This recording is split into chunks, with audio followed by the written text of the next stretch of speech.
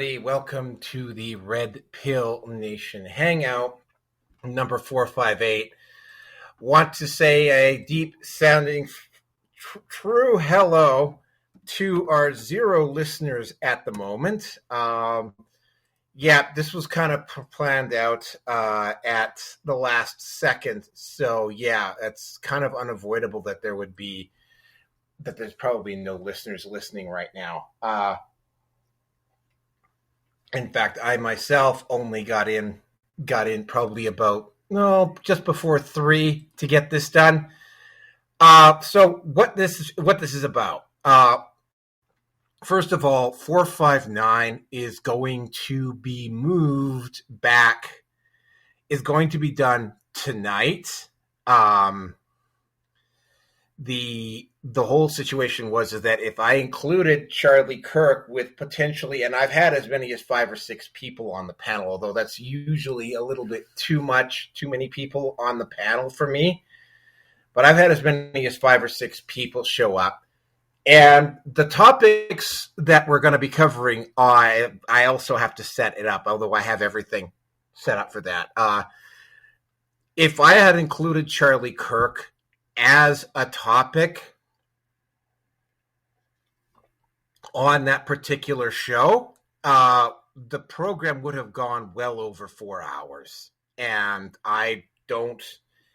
while I do not specifically, hold on a second here.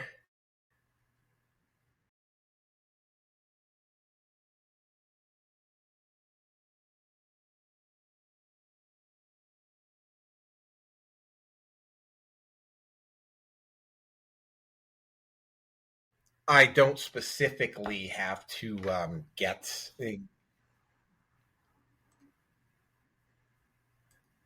it included. The key issue for me was the fact that it was really very important to cover this. But I mean, again, there's some seriously heavy topics on 459.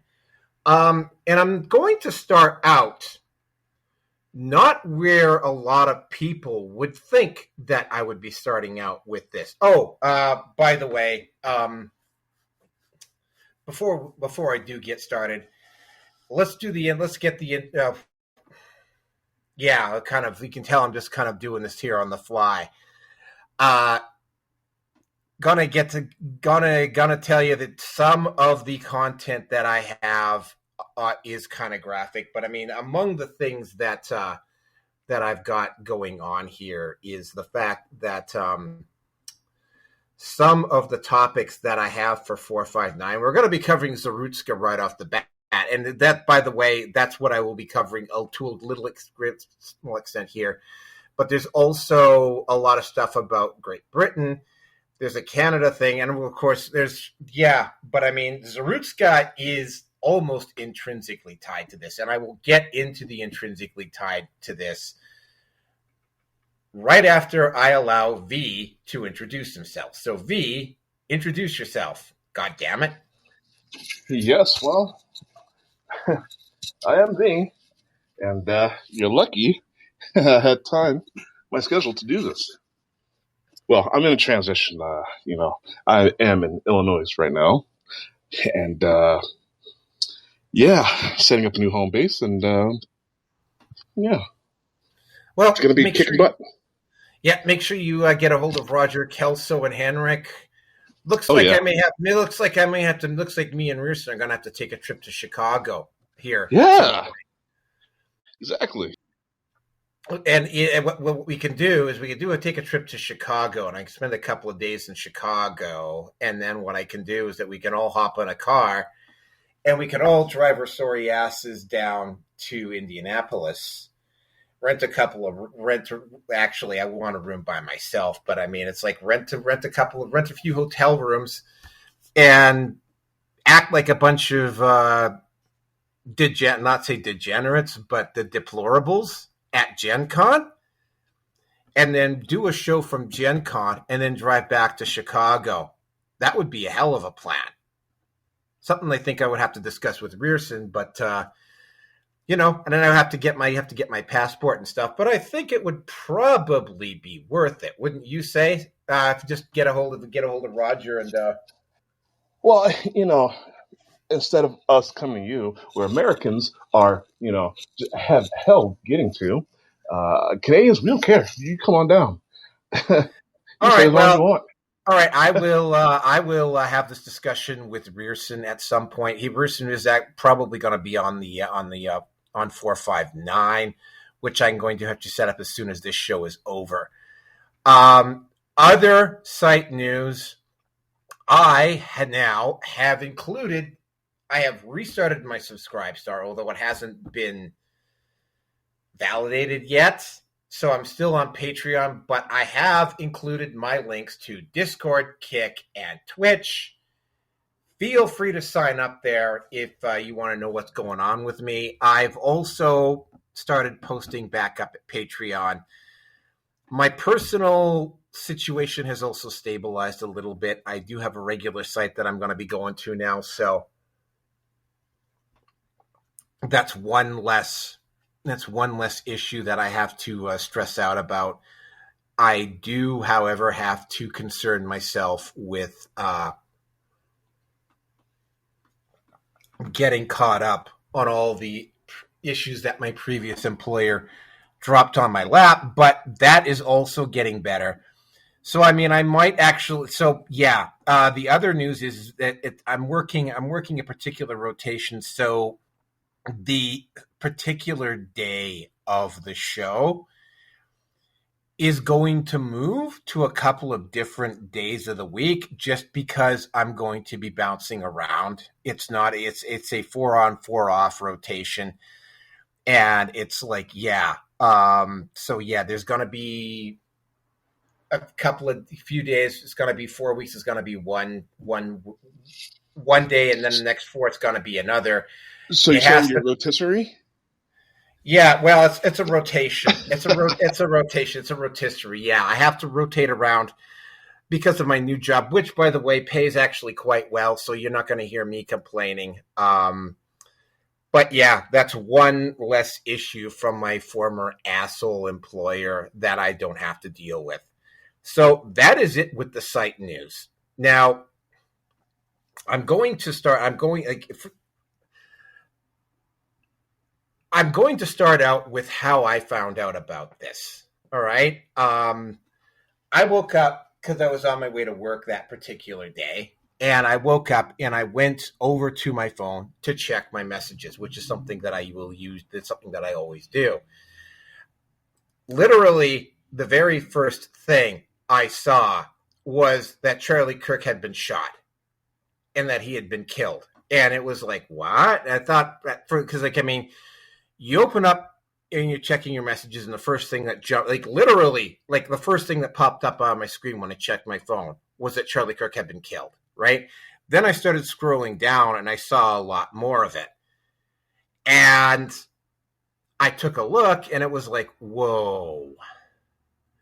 And this is the second time in probably less than 6 months that I've had kind of like a whoa situation happen, because the immediate comparison that I saw to this, and it didn't involve an assassination, it was the Canadian election and the fact that Carney had gotten reelected, and the visceral reaction of the people in Alberta, like they immediately started talking about separating from Canada.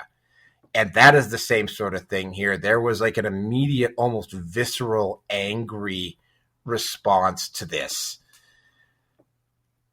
Now, the ironic part was, and this is something that I think was kind of strange, is that I actually, when we get to 459, I actually have the video of the creep, the asshole that stabbed Irina Zarutska on the bus.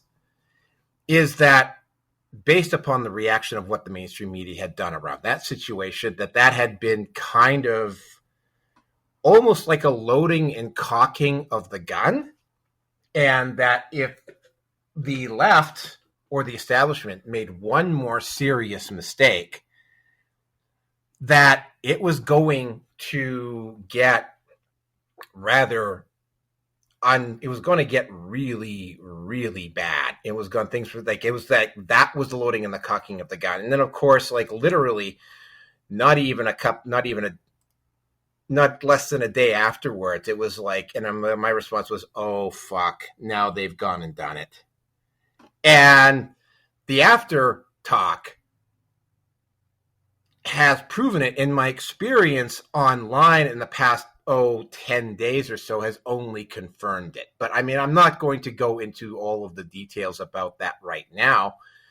What I am going to do is I'm going to allow, and before I do everything else, I'm also going to say that among the time that I have put down the Discord, the Kick, and the Twitch links down in the low bar, I am at, in order of size, Rumble, BitChute, Odyssey, MGTOW TV, Brighteon, and YouTube, which is mysteriously growing at a rather steady rate lately. I am also at Minds, Gab, MeWe, Parler, Getter, and there's a few other sites that I'm at, but those are the main ones. I do actually have a web page. It's the Red Pill Nation at WordPress. I'm also going to be, now that things have kind of stabilized out a bit, I think I'm probably going to be doing something there. And yes, I do have Subscribestar up. Patreon, although it's not been authenticated yet, Patreon is the place where I am going to be using, at least for now. There is a Patreon link, which I will put underneath shamelessly here. So if you actually feel like giving it to me, then you can. And hold on a second here. Let me find it. There it is. There it is, down in the low bar. Okay, that's the only place where you could actually give money to me right now. So yeah, please feel free to give. And now I am going to turn it over to V for V to introduce himself. So V, take it away. Okay, yeah. So I'm V, host of the Red Pill Hardcore Radio Show, which is still on hiatus. I feel as though I must mention that because, I will return to it one day. However, I've got a couple of years worth of extending education to do at a couple of universities, and once I'm done with that, I will be back with the show. But yeah, everybody get on to TLBTalk.com, my social network. I'm in desperate need of some variety of people. You know, when you get a liberal that hops on there and calls me and complains that the site's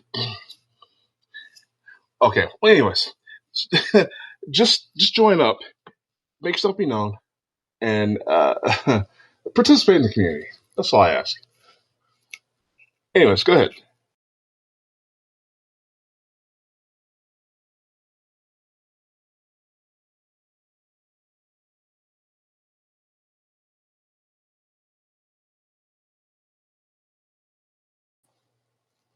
Mic check 1 2 1 2.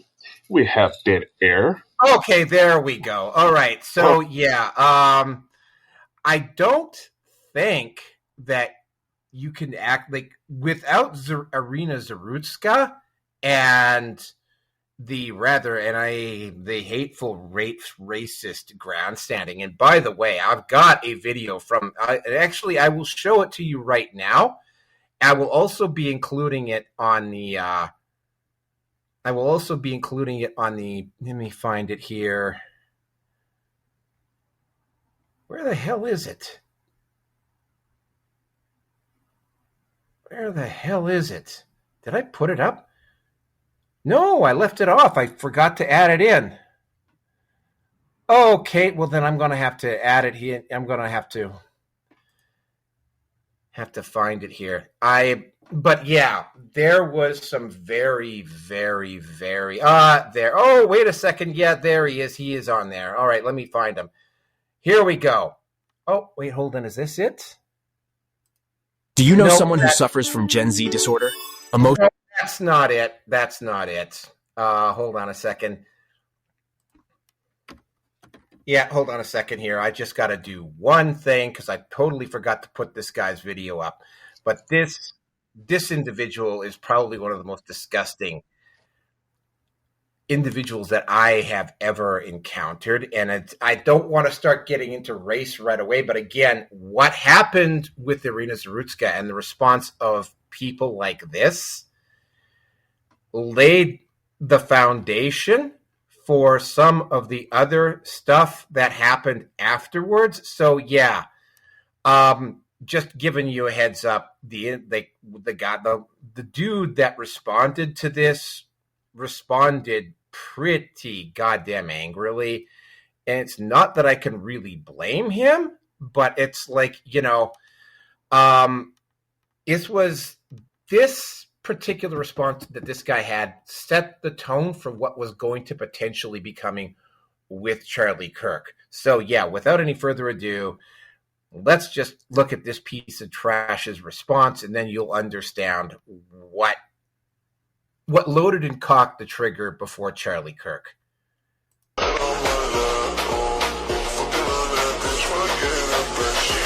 Yeah, you read that correctly. This piece of garbage is called Euro slander. And he should literally go to jail. Because not only is he happy that Zarotchka was murdered in cold blood, he said, we need more. And he makes video after video mocking her death, pretty much saying, oh, Austin Metcalf just got a new friend. Zarutchka has entered Agartha. And he said, where is the GoFundMe for DeCarlos Brown? I'd like to donate. Thank you for your service, Brody. So he's literally saying that he wants to pay for the black man who murdered that innocent white girl in cold blood, and he thanks him for his service. And then in this video, he pretty much says he's going to be donating to his GoFundMe, and he says, thank you for being such a lovely gentleman. Look at this guy's evil smile. He literally just said, I just heard about DeCarlos Brown, can hardly contain my excitement. He said, Carmelo Anthony, Rodley Hinton, Raja Jackson, and now this, thank you, God. And one of his supporters was like making sure, and they're like, well, what are your thoughts on DeCarlos Brown? And he said that he fully supports him, fully supports his actions, the cold-blooded murder. And he keeps laughing at this innocent woman and her death by saying it's a bad day to be an immigrant. And then he's laughing, and he says DeCarlos Brown is a legend. And then he said innocent and white in the same sentence pretty much doesn't exist. So not only did she die because of soft-on-crime leftist judges, you have cowards like this guy laughing at her cold-blooded death. And these same people literally said that we should have empathy for George Floyd, a convicted felon who resisted arrest, but then literally call for violence and laugh at an innocent white woman being murdered. This man should go to jail, and all of those news media websites that did not cover her death should be held accountable, and those lawyers who were soft on crime, those judges who were soft on crime, all of them should be held accountable. They laugh at us, they mock us, they wanted our empathy during George Floyd, but where's our empathy now? Where is it? If you think he should go to jail, and if you want soft on crime policies to end, if you want no more Irina Zarotchkas to happen ever again, I want you to comment in the comments. I want you to tell the media, to tell everyone these 3 words. White lives matter!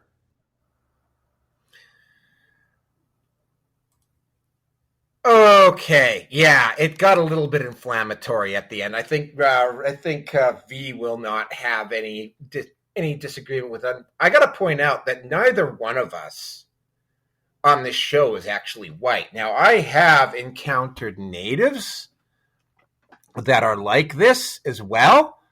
The native community has been actually pretty quiet about all of the stuff that's been going on. But the reason why I played that particular video at that particular time is because there was a lot of people that were, in particular, a lot of whites, by the way, that were pretty goddamn angry about what happened. There was a whole system of failures down the line that caused that. But I mean, there's a lot of posts by individuals who were probably legit pissed off about what happened. And while Kirk's assassination wasn't in particular racially motivated, what I can tell you is that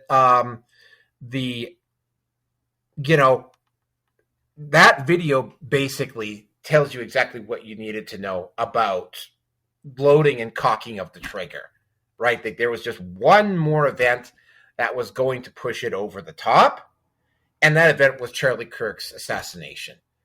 Now, V has probably got some opening statements that he wants to make about this, so I'm going to turn it over to V. So, V, take it away. Well, I tried to stay ignorant of as much of this as humanly possible because, I take an opposite approach with your show than I do mine. I'm usually highly ontological with my show, but with yours, I just want to have a fresh opinion about things and discuss them with you. Idiot. Safe to say, right? Oh, wait, but one question here before we keep going. Where were you when you first found out that it happened, and what's your story about that? And then we can get into your opinion.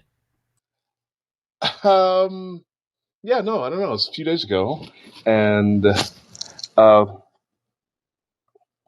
someone here at the house just told me that this guy was assassinated. Now, mind you, I don't know who this guy is. I still haven't researched into him, but yet I'm just waiting to hear what people are saying about him before I did any deep dive into him. And so far, I've not really heard much of anything except for just, a little sad tribute here, a little sad tribute there. But nothing actually, to me, says anything about his politics and why he may have been shot. So I wanted to have a little bit of a learning experience here with you, someone on a learning curve, and we hash it out. You having a more knowledgeable base, and me having a more presumptive approach. So, okay, all right, yep. So yeah, just giving you a warning. There's going to be some graphic. Here was the thing, right? The Minnesota shooter. I included here. Oh, by the way, are you getting the videos on this? V? I'm sorry, say that again? Are you getting the videos on this, by the way? No, I'm not. Oh, okay. Another thing that's keeping me in the dark. I don't know why. Okay. All right. So, what I'm going to do now is I am going to show you, just giving you a heads up. Because when I put the manifesto of the Minnesota shooter on YouTube, somehow it got past the censors. I don't know how it got past the censors, but it got past the censors. I do have the video of how and where he got shot. Yes, I am going to play it all. If you're one of those people that gets offended by the fact that I'm doing this, or you accuse me of profiting off of this, yeah, I think in this particular case, a picture is worth 1,000 words. So I'm going to show you there's a series of 3 videos here, and I'm going to show you exactly the tone of which this all happened, and just giving you a heads up, it is incredibly graphic, and yeah, Charlie Kirk is getting shot here. If you're somebody that's going to complain to me about posting this up and trying to capitalize off of it, you know what? I think just like what happened with Zarutska, trying to hide what actually happened and trying to shield you from what actually happened is probably not a very, very good idea. So, and I mean, you need to understand the way he was shot and how actually truly cowardly and despicable it was. So here we go. First video is just 4 seconds long, and it's of Charlie Kirk actually getting shot, like from somebody who was in close. So here we go. Not counting gang violence. Great. Okay, and the next one is a far distance photo shot of him, somebody at the back of the crowd who saw it, and you can get more of the audience reaction to it. So yeah, this is the next one. Counting or not counting gang violence. Great. Oh my God. Go, run. Holy.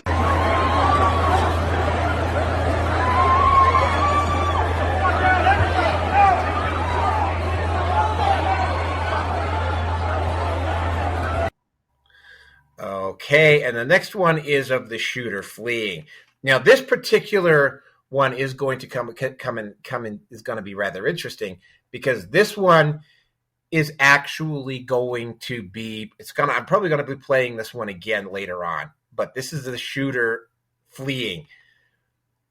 I'm going to mention the fact that he is fleeing here, and I want you to pay particular attention to his backpack and the fact that he's able to run, because that's going to be very important. So here we go. Moves to this far right corner. As he does, he's going to climb off the edge and then drop down to the ground. As he did that, he left some palm impressions. There's some smudges, some places we're looking to collect DNA.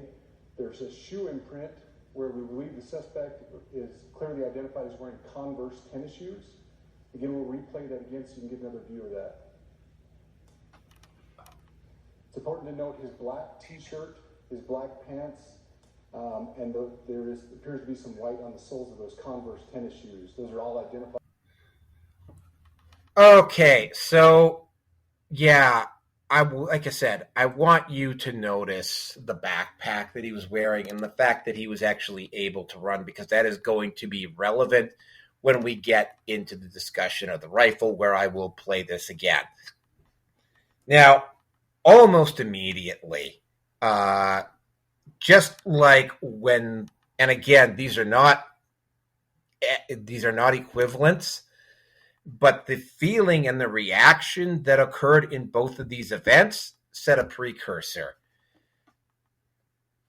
When the Canadian election happened, the same day that the Canadian election happened and it became official that Mark Carney had won, like people in Alberta were already talking about separating from Canada at that point.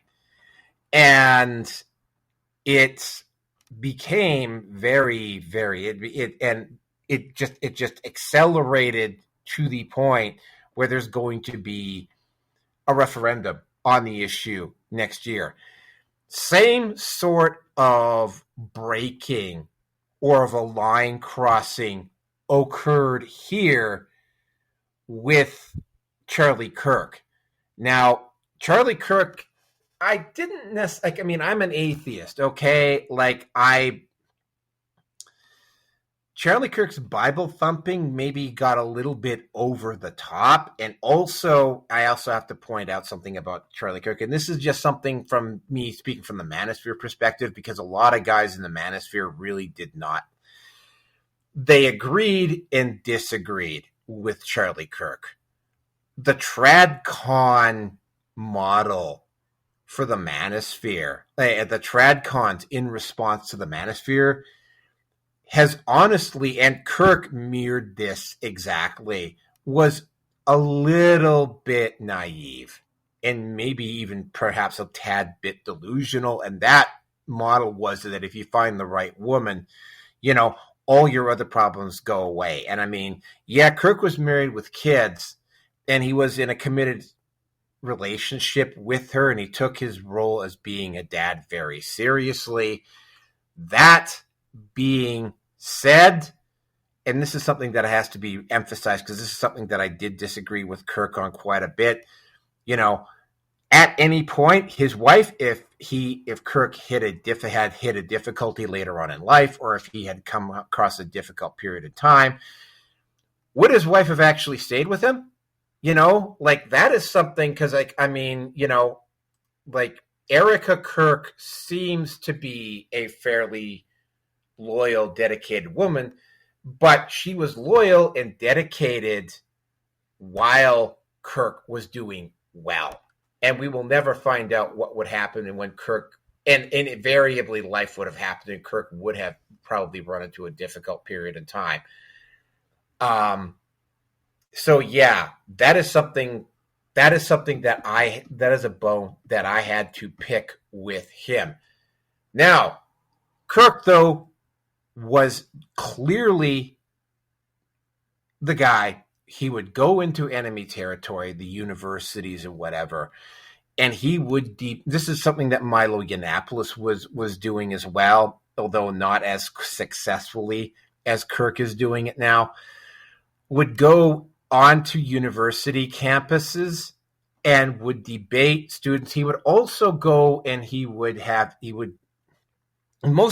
interested in reaching out to the youth. And he had a very clear and solid grasp on the facts. That is beyond dispute. He had a very solid grasp on the facts. He knew what he was talking about. He knew all of the issues. And and to a certain extent, I think he maybe even had it a little bit easy because I didn't really necessarily see him going up against like teachers or whatever very much, or go on shows, because Milo Yiannopoulos, the one time he went on Bill Maher, he did not do very well. So I never saw Kirk, or I rarely saw Kirk debating against actual like a lot of heavyweights, but he did his job really well, which was communicating the message and challenging woke in places where it needed to be challenged, which is universities and such, which are and educational institutions, which, by the way, to a great extent, are indoctrination facilities. He also was very polite. He was very considerate. I rarely saw him lose his temper, which is something, by the way, that I would not have been able to do. Kirk was able to communicate his issues very well. He also was a very good user of media. I'm actually rather envious of him. He was very effective at what he did.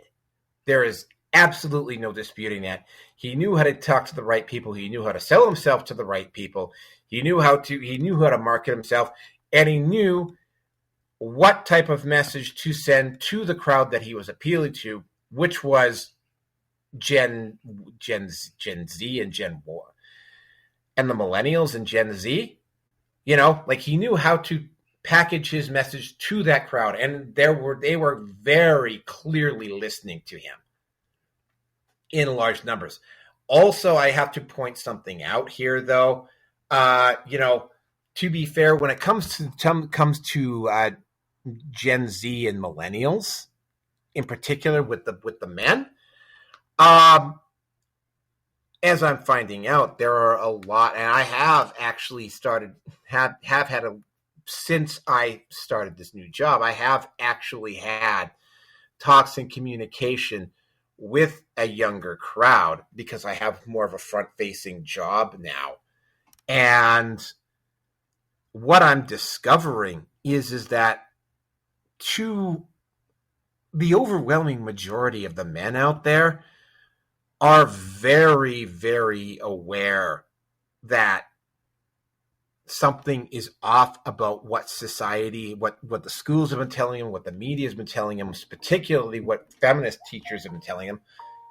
And hold on a second. B, take it away for a couple minutes. I got a call to take.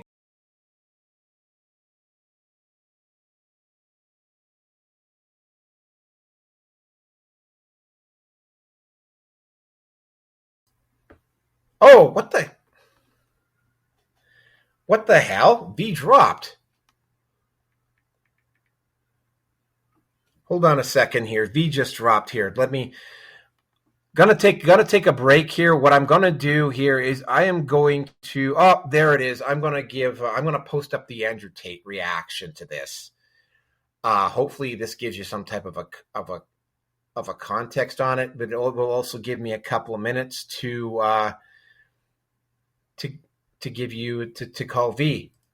Pretending you're not at war in the middle of a war doesn't change the reality. It doesn't make the violence go away. It just makes you more likely to die. You're at war whether you fight back or not. And there will come a time where you lament your cowardice. Because when the war was winnable, you denied it was even going on.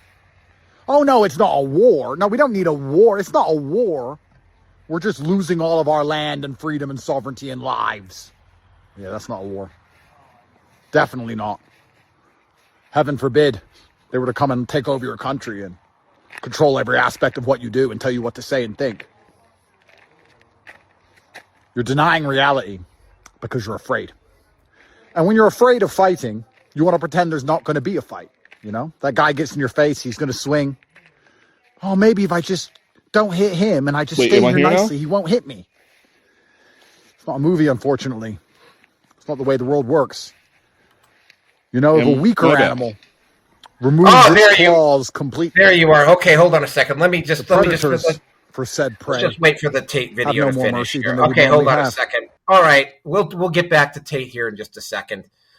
Yeah, I just had to do that to make sure that to find out what happened to you. I guess you must have just dropped for a couple of minutes. But anyway, yeah, the reason why I ended up calling you is that it's your actual turn to get your opinion on this. So go right ahead.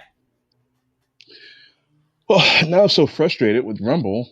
What was the topic again? We're just talking about the initial assassination and the immediate reaction afterwards. Oh, yes. So I personally, I don't see, because I'm up here and I don't know. Illinois is kind of weird. It's like it's Midwest. Seems a little blue though. I guess it's because I'm so close to Chicago, but I believe the rest of the state might be red. I don't know. However, just being up here in this area, it's I'm surprised I'm not seeing a lot of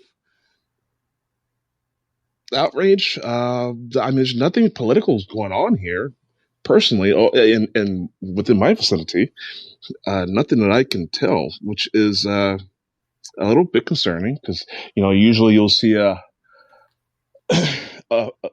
flyers here or a sign there, big red marker writings on it, whatever. Somebody's outraged. There's usually something like that that lets you know that the area is awake. But it seems not so much. So I'm, again, not too familiar with this guy, but he doesn't seem to be that big of a I don't know. What was he, a Trump supporter? I assume, right? Yeah, he was a Trump supporter, yeah. But it's like, I mean, I'll get into it later.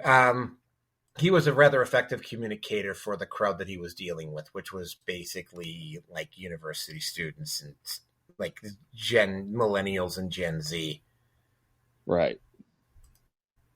Okay. Yeah. I'm not seeing a lot of outrage. I mean, what I've seen is just on TV, the tributes, and I'm not feeling any effect in my personal life. So I'm thank God the shooter was white. I think it would be a totally different story if he was a different race. I think it would have been quite the story. Okay. Yeah. Well. Yeah. Oh, sorry. No. So yeah, all right, yeah. A rather vocal segment of the African American community did play that race card. It's like, oh yeah, they were pissed off because he wasn't white. Well, Utah is there's not a lot of there are, well, obviously there are blacks in Utah because but I mean, no, compared to other states, not nearly so much. That I mean, so just on pure statistical probability, it was probably going to be a white guy. Now there are, because I remember doing a story about another university in Utah a couple of years ago where there was this leftist professor that was like literally screaming at his students if they disagreed with him on a topic, and it was fully exposed, and it happened. And I remember it was Lauren Chin who covered the story at the time, and Lauren Chin was like saying, if this is happening and this is something that has to be brought up here, if this sort of thing is happening in Utah, what's it like in a red state? Like, Chicago itself is definitely deep blue. And from what I understand, a lot of the interior of the state, except for one corridor, is generally red. The only problem is that, I mean, Illinois is dominated by Chicago. Like, big time dominated by Chicago. So, yeah. There are some other cities in Illinois, but I mean, compared to Chicago, they're like Hoboken little boroughs as opposed to Chicago, which just absolutely dominates the state. The whole situation here is that, I mean, yeah, there was a race card that was played on this. There's a couple of things that, well, first of all, they quoted Charlie as being right off the bat. And yeah, I'm going to play another series of videos here in just a couple of minutes about some of the responses that were done after the fact. I will replay I'm going to replay the Andrew Tate video. I'm going to also play a guy from a Canadian guy that I follow, and also there's something here from Brandon Straka about what's happened about people leaving the Democrat Party. The whole issue here was the fact that there was an immediate hostile response to this. And yeah, the two things that they accused, they did accuse him of being a Nazi. Here's the thing about Charlie Kirk being a Nazi. Nazis and fascists are not interested in having dialogue, right? They're interested in forcing you to comply with their beliefs. That's what they're interested in. The two things that Charlie Kirk has said that have been directly misquoted. And in fact, I actually posted up just a few minutes ago the actual response, a graphic which shows you the response. There's two things that have been brought up around Charlie Kirk. One involved, and I don't even know whether you were on for this or not, but that midair collision and that near miss that occurred a few days later, I think, that involved a pilot that was a DEI hire.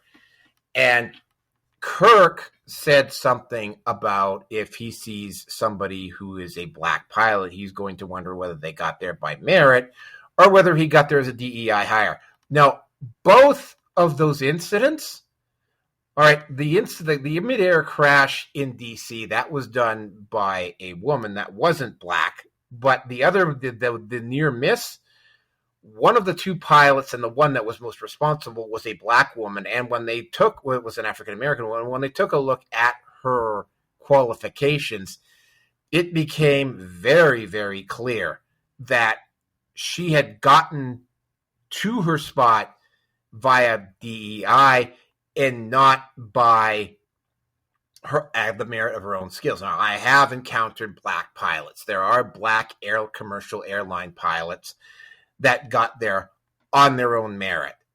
The issue is that if you're flying people around, and you're flying, and especially when you get over a city, you have to have air traffic controllers and pilots that know what the fuck they're doing, right? And you got to be on the ball all the time, because there are legit lives on the line if you fuck up, right? You have to know what you're doing. And I was absolutely, and this is the point that Charlie Kirk was making. That is not someplace that you put. I mean, like, same thing with the same thing happened with LA and the firefighter situation. You know, anything involving human safety or transportation of dangerous goods or moving around of a lot of people is not somewhere that you take your chances on a DEI hire, right? Because if you do take your chances on a DEI hire, that's gonna be a risk, and that's what Charlie Kirk was talking about. And he has been misquoted as saying, "Well, you know, blacks don't have qualifications to fly," which is not what he said. The second item that he said was, and again, he was taken out of context here, was about how the civil rights vote in the 60s was a major mistake. When, of course, you took a look at what he was talking about, he wasn't talking about the fact that he was pissed that blacks were now able to vote or anything like that. What he was more concerned with was, again, the DEI situation. And again, back then, in particular, right, minorities probably did need a leg up when this program first started back in the 60s and the 70s. That program, though, has evolved into something else entirely. The intentions were good. Where those intentions ended up not being particularly good. And that's what he was pointing out. And then he brought up Ilhan Omar, and he brought up a few individuals that clearly got to their roles in society right now, that got there and probably got there because of DEI and not on the basis of their own merit. And again, right, like, this is just me. You don't hire somebody in a position where public safety is concerned. You don't hire somebody based on their gender or their race. You base it on a series of hoops that person has to jump through to prove that they deserve to be there, right? There are still certain jobs in the armed forces, for instance, that women are not allowed to have, most of them being combat roles, mostly due to the fact that, I mean, with those combat roles, one of the things that's involved in that is that you have to be physically strong enough. If somebody in your unit gets shot, you have to be physically strong enough to pick that person up and carry them on your own for a certain distance. Basically, the idea behind that is that you're able to take your wounded comrade, put them on your shoulders, or piggyback them to safety, right? You know what? So when I was in training, when I was at Fort Jackson, everybody had to put a person over the shoulder and make it 100 yards. I got teased and I don't know, picked on a bit because of my size. So I had to carry two people, one on each shoulder, down 100 yards. So you're absolutely correct on that. Yeah, you must have just absolutely collapsed after that, because it's like I mean, for instance, I could, even at my age, I could probably carry somebody your size 100 yards. I would tell you right by the time I got across that 100-yard line, I would be like collapsing from exhaustion. You know, Like it is not, but I mean, those are the requirements, right? You cannot mess around with those. Like that is beyond the pale that you cannot just put somebody into a spot based on sexual preference or gender or race or something like that. And that's what the thing was. And there was a lot of individuals. In fact, there was one individual. What was going around about the racial grandstanding too, and this is something that I will be getting into later on, is that there was a lot of individuals going into groups that had absolutely, and I will be getting into a bigger discussion about this later.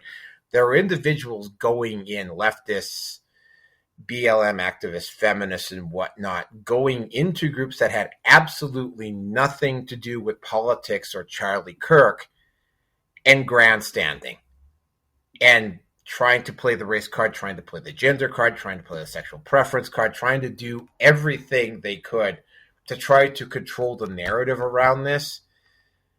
Very briefly, they did, but again, the lie got halfway around the world before the truth could get its pants on. But the truth did get its pants on, and the truth did catch up to these idiots. So, yeah. Now, though, what I'm going to do here is I'm going to bring out a few reaction videos. I'm going to start again with Andrew Tate. I'm going to play it through in its entirety. And Tate and another dude, and then I'm going to play the Brandon Straka video. And okay, how long are these? One's 2 minutes, one is just under 2 minutes. The other one is 1 minute and 43, and the Brandon Straka video is 4.5 minutes. Okay. No, I didn't pick up. The only one that's going to be actually kind of long is going to be the Erica Kirk. That one we can go fill up our water bottle, go to the bathroom, whatever. Right when I get to the Erica Kirk response, the couple of Nick Fuentes videos are also got to be a little bit long, but these ones are going to be relatively short. But yeah, the thing I'm going to point out here about what Tate is saying is that Tate ain't fucking wrong. Like Tate is not wrong. Say what you will about Andrew Tate. In this particular video, he ain't wrong, and I think he summed it up perfectly. So yeah, let's just play this video through again. Pretending you're not at war in the middle of a war. Okay, let's play it through again. Pretending you're not at war in the middle of a war doesn't change the reality. It doesn't make the violence go away. It just makes you more likely to die. You're at war whether you fight back or not. And there will come a time where you lament your cowardice. Because when the war was winnable, you denied it was even going on. Oh no, it's not a war. No, we don't need a war. It's not a war. We're just losing all of our land and freedom and sovereignty and lives. Yeah, that's not a war. Definitely not. Heaven forbid they were to come and take over your country and control every aspect of what you do and tell you what to say and think. You're denying reality because you're afraid. And when you're afraid of fighting, you want to pretend there's not going to be a fight. That guy gets in your face, he's going to swing. Oh, maybe if I just don't hit him and I just stay here nicely, he won't hit me. It's not a movie, unfortunately. It's not the way the world works. If a weaker animal removes its claws completely, the predators for said prey have no more mercy than they would normally have. They're no nicer, no more forgiving. In fact, when you have absolutely no weapons or no will to defend yourself, they feast. And they kill at random. They kill more than they need because they don't fear repercussion. And then you go extinct. And then the people who exterminated you write the history books and talk about how you deserved it. And how it was all your own fault. And they didn't exterminate you, you just suck. And you asked for it. So you don't even get a happy footnote in history. You just vanish. Conquered, vanquished, as permanently forgotten, seldom mentioned, and illy discussed losers.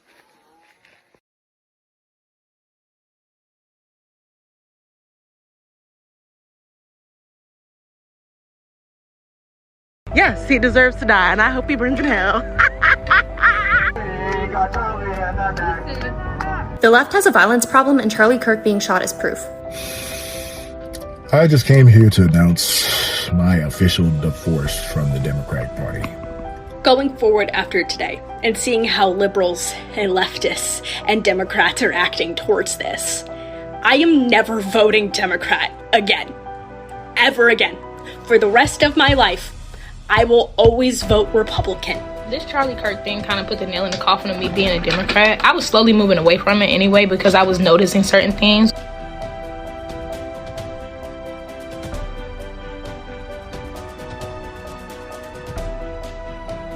Did you see that Charlie Kirk just got shot and killed? That's good. Wow, that's good. The reason I am so critical of the Democratic Party right now is because I literally just left it, just like a lot of other people. Whoever did this just fucked up. And I'm seeing a lot of people who were on the left say that they're no longer going to be on the left anymore. Since leaving the Democratic Party, I no longer have an oppressed, depressed mindset. I hold myself accountable for my actions. I'm closer to God. Charlie Kirk got shot and killed. How do you feel? Happy. Goodbye. Wow. Charlie Kirk got shot and killed today. We're just getting people's opinions. How do you feel about that? Girl, someone had to do it. And that's how I feel at this point in time. So breaking fucking news, Charlie Kirk got shot in the fucking neck.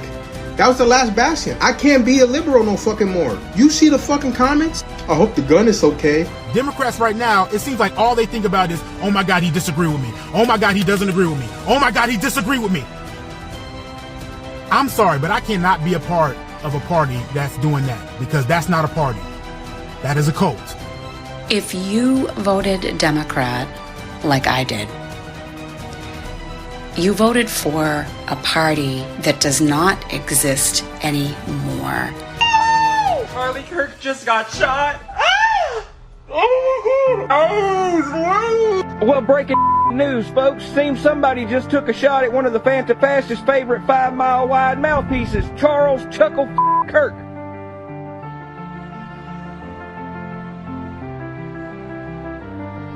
This party has lost its way. The Democratic Party, let's be honest, has become demonic and barbaric.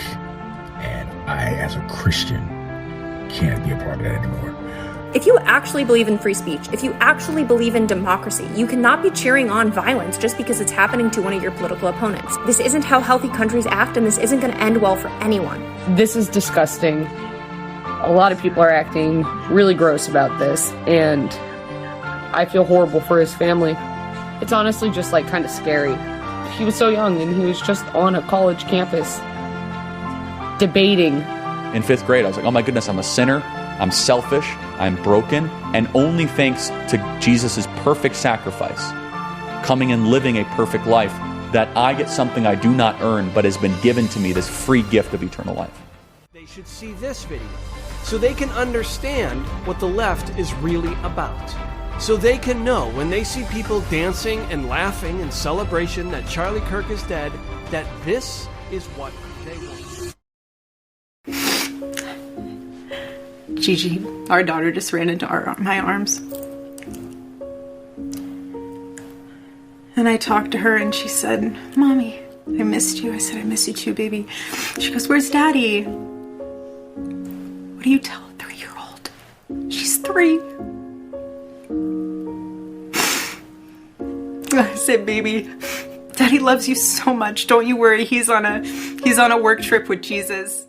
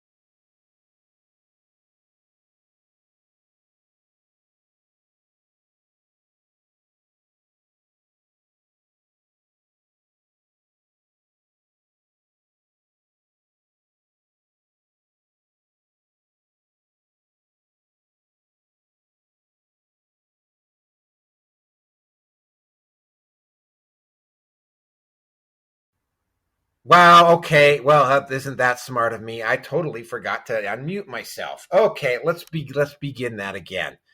The responses that you saw from the left, as you saw from those two particular videos, was kind of, well, disgusting.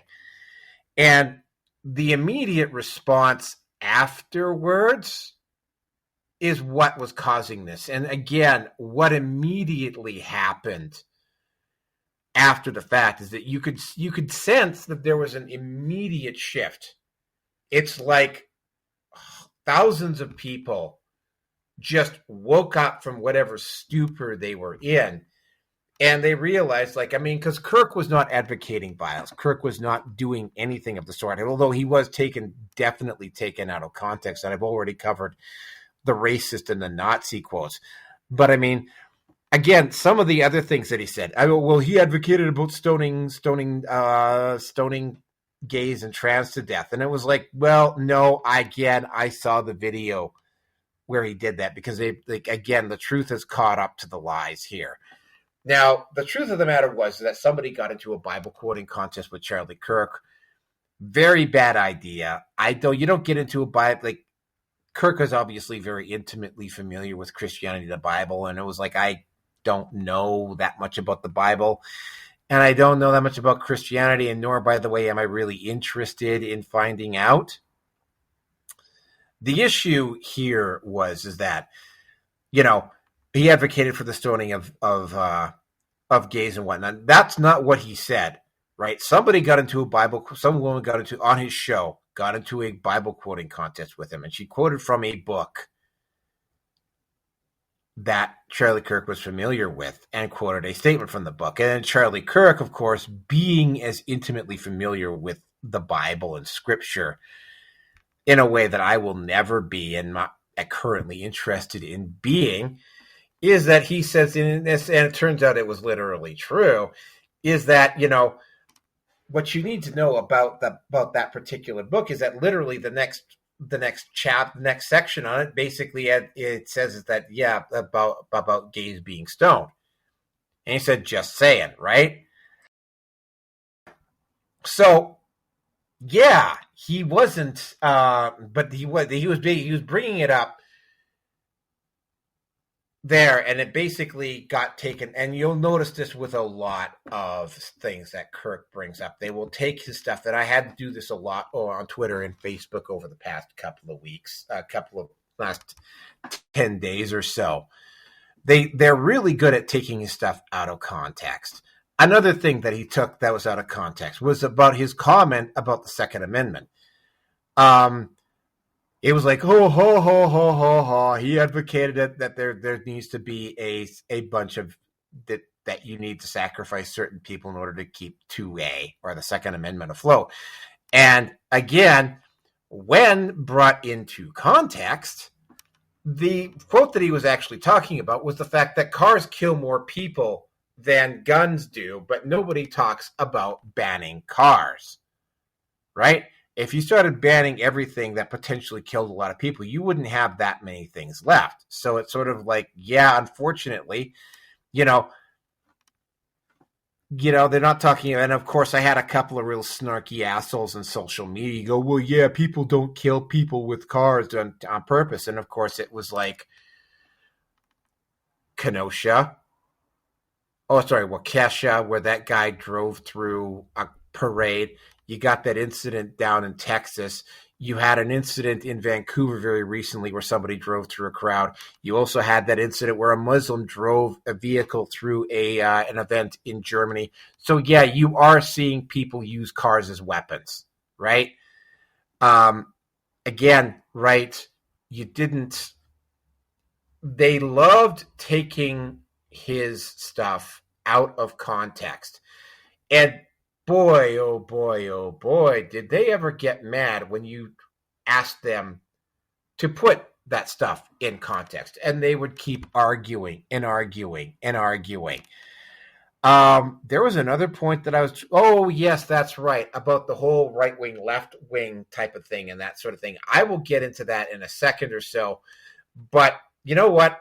I'm going to let V have his say on this. So V, take it away.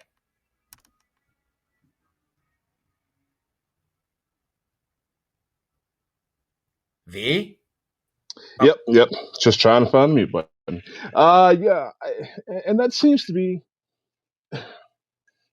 the main tactic, and it's getting old to me. I think taking everything out of context,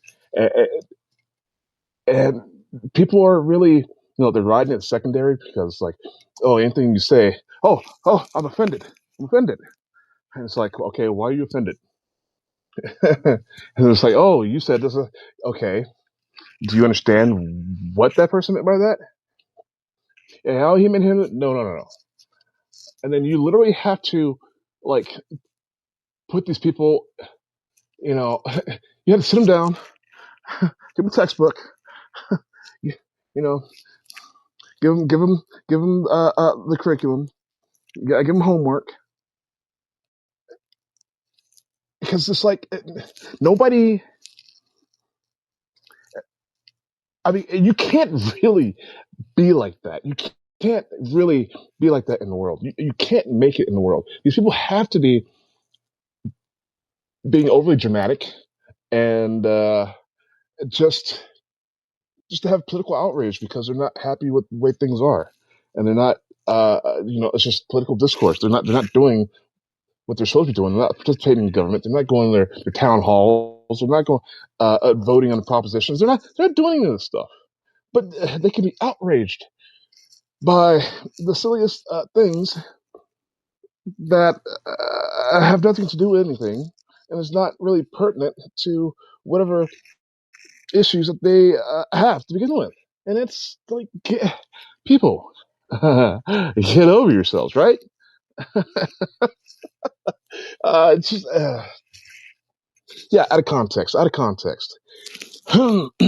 Yeah, I don't know. Aren't there shows like that, like comedy shows? Just everything's like out of context. I love those kind of skits though, because it's absolutely absurd, and I really think that people should stop. Like, come on, you know how to communicate. You're not you're not retarded, are you? It can't be retarded. Okay, just spare me. Save your time and mine. If you're gonna talk about a point, let's talk about it. If not, just go the hell away. Make yourself small. Walk away. Yes, smaller. Walk away. Further. Ah, yes, you're gone. All right. And those are the moments I love. What about you, Naroki? Well, again, right? Irina Zarutska is indelibly tied to this because, like, again, I don't think if Irina Zarutska had happened, I don't think you would have seen the way that the mainstream media, for instance, there have been a number of people that have been canceled about this, and we will get into that in just a few minutes. But again, we've had 4 incidents in the past month where the mainstream media clearly and vociferously, not only did they try to drop the ball, but they actually tried to run cover for the perpetrator. The first one, of course, was that incident with Maya in Scotland, where this Muslim and his buddy tried to apprehend a 12-year-old girl off the fucking street. And he was like, again, and this is something that I've noticed with the left. And by the way, this is part of what's going on here when we get into the cancel culture stuff and the responses. The left, this guy was so full of himself that he actually recorded this video of this girl defending her little sister from this fucking predator. Now, she got lauded and celebrated for doing that. But the bottom line is that a lot of the mainstream press in Britain, she was the one, literally at the end of the day, she was the one that got arrested for defending her sister. That other guy, nothing happened to him. the mainstream media tried to make her the villain. And when we get to 459 tonight, we will actually be discussing the immigrant protest that took place there. That event was the trigger event around that particular issue. Then we had the Minnesota shooter. And again, the mainstream media did everything they could to try to avoid mentioning that this guy was trans. YouTube, Facebook, whatever, they banned the video. I was a little bit shocked and surprised when I found out that despite my including the Minnesota shooters video manifesto on my video, somehow it did get loaded up to YouTube. And by the way, to anybody who actually is hate listening right now, go ahead, take it fucking down. I really don't give a shit about YouTube. But getting back to the point, right? Again, they tried to push a narrative that didn't work. Then you had Irina Zarutska killed by a guy who, again, was mentally ill. But again, I got the video for it. I will show it to you on 459. But he just basically, she got on the bus. Irina Zarutska got on the bus, sat down, was on her phone, and the guy who killed him killed her, was sitting directly behind her. He just pulls out a knife, stands up, and just stabs her in the neck multiple times, and then just walks off the bus and says as he's walking off the bus, "I got me a white girl." Oh, and by the way, there were multiple other people sitting on the bus. Some of them were black, some of them were white, but nobody gave her immediate assistance, even when the perpetrator of that crime walked down the platform of the bus with a bloody, dripping knife. People didn't notice what was going on until Irina Zarutska actually passed out and died from the knife wound. There you had that. And the way the media, the mainstream media, outside of the local stations, absolutely and steadfastly refused to even cover it, and they didn't start covering it until the mainstream media happened. Then, on top of that, you also had the fact that the mainstream media also specifically did not cover the potential assassination of 7 AfD candidates in Germany, and they only started doing it after the Alta media started covering it. And then they tried to dismiss it as a conspiracy theory. They also are trying to play off Jair Bolsonaro as basically, they're trying to do the same thing with Jair Bolsonaro to prevent him from running. And Brigitte Macron in France. They're basically trying to do the same thing to them as well. But Irina Zarutska hit a nerve with people. And what happened with Irina Zarutska was that it was sort of like the way the media botched that event really pissed a lot of people off, right? It was a racially loaded event, obviously.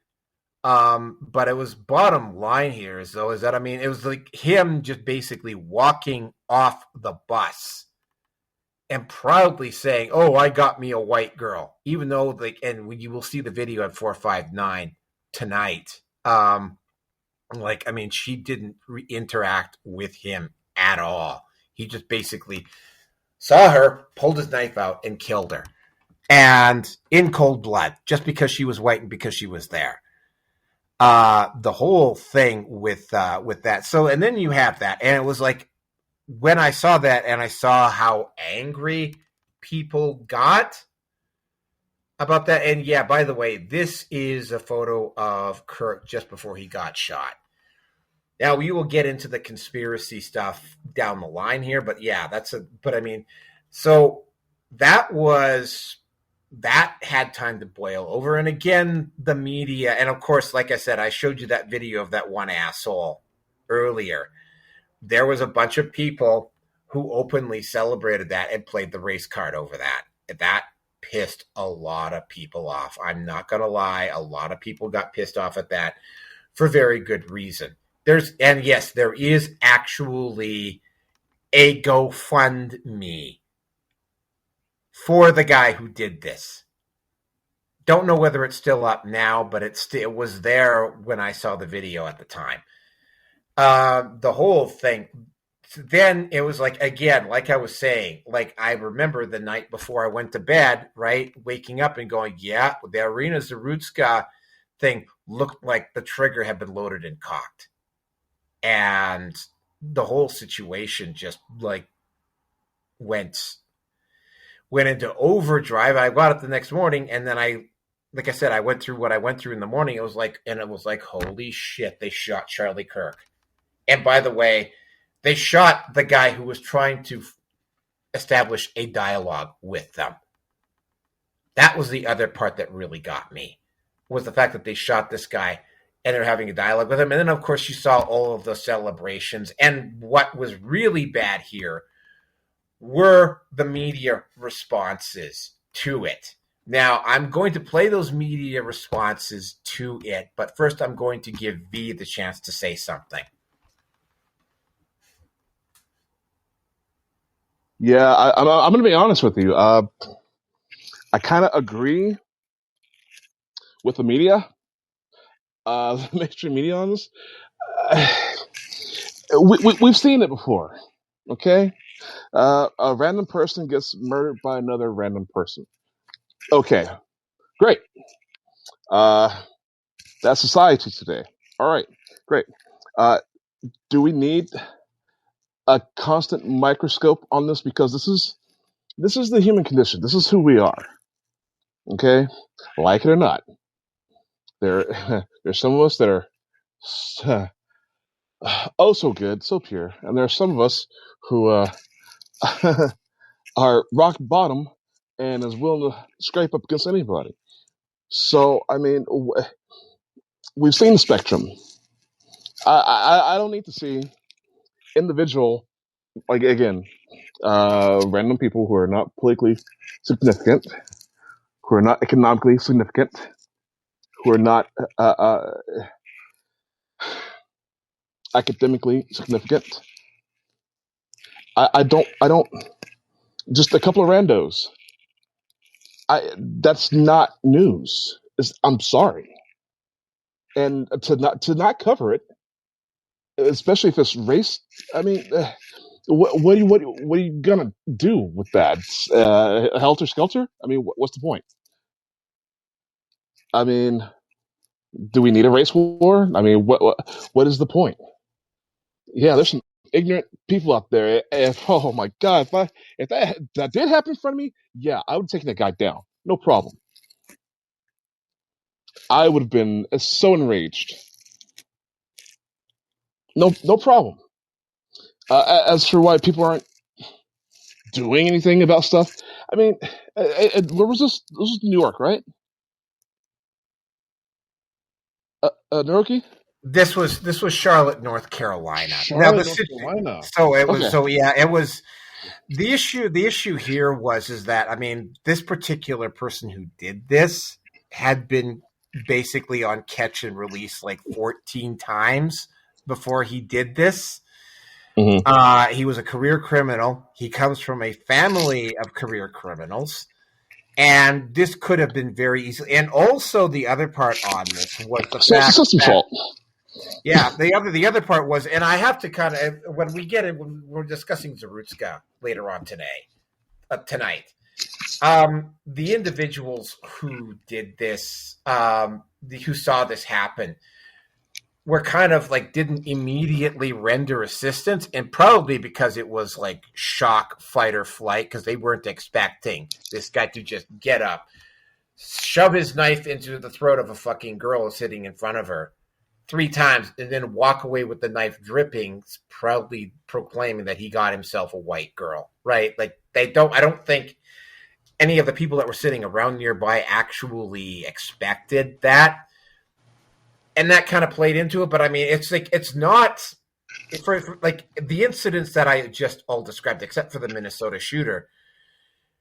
It's not usually, and this is something that I remember listening when I was listening to Coast to Coast. And by the way, I am actually posting. There's a video. There's a picture up right now of a guy named Paul Scott Canavan. This is what I'm talking about here. Like, we're going to read this before I have to switch over to another one. Paul Scott Canavan, a big bat. By the way, this guy works for Games Workshop, but he actually deleted and privated his profile after this. But I mean, this is what he actually posted up. This is absolutely a play. We should be doing this to all these weird creeps, track down their significant others, mothers, and string them up. So yeah, that was a mentality that exists with this crowd, and I mean, let me say it's cattle. It shows that people are cattle. I mean, it's look, I'm a survivor. I'm a soldier. I don't have to wait and do the math. I know the science. I know when to act. I know. Okay, there's some things they're supposed to move you when you see it. If you're lacking humanity, because that's what it is. These no your people. These are beaten, trodden down sheep. The sheeple. Okay, and they don't know what to do. My goodness. Well, somebody call the police, maybe. I don't know. Just somebody get a picture of this guy, or just come together. Everybody do a little something.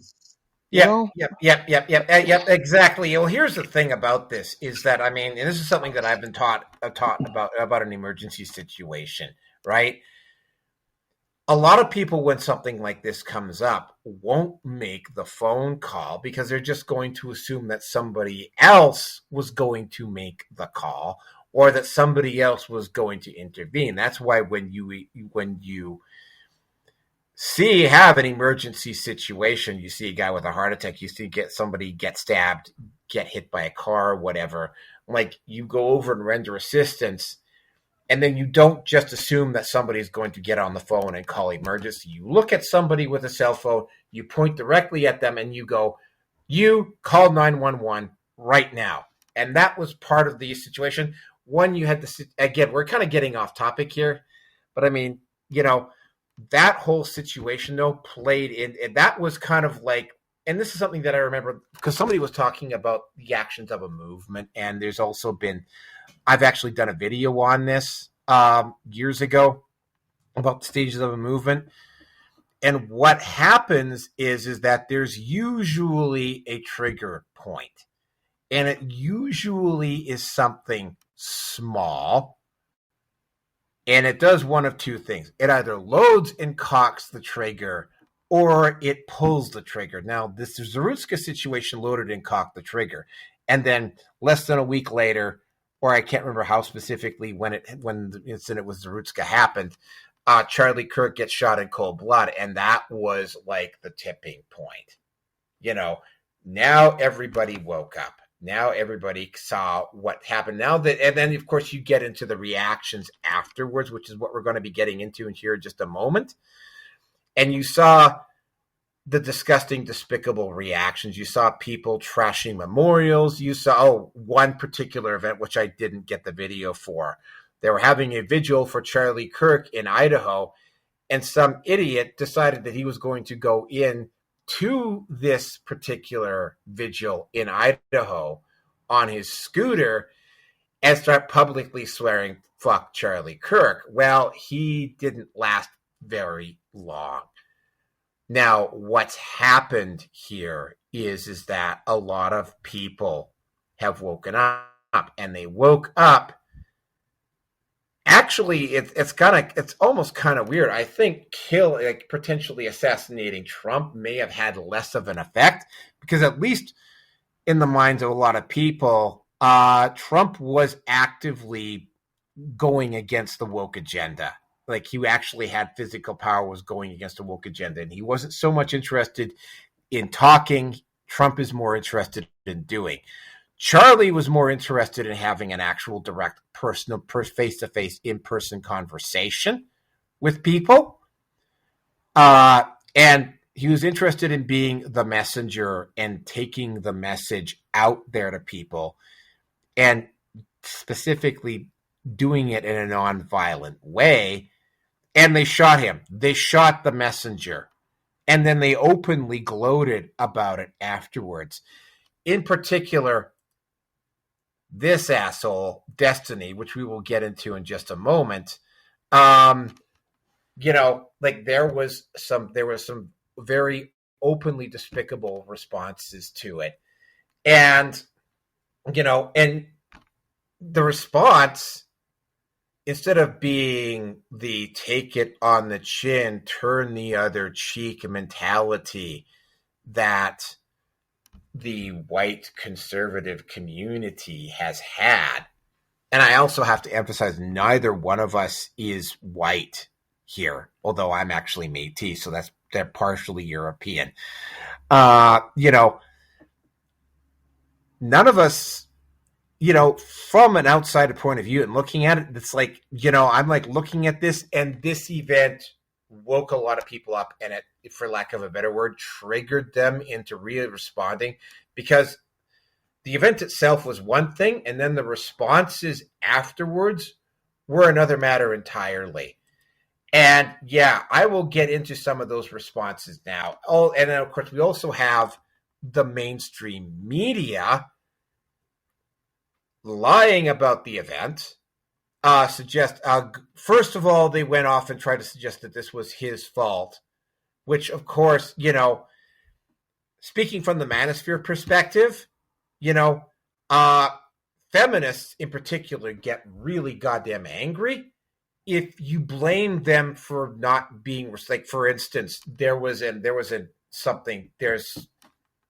this rape drug that was going around in bars, whatnot, for years. And if somebody came up with a dip, basically these series of sticks that you could buy from him, and you could dip them in your drink, and you could tell whether the drink had been spiked or not.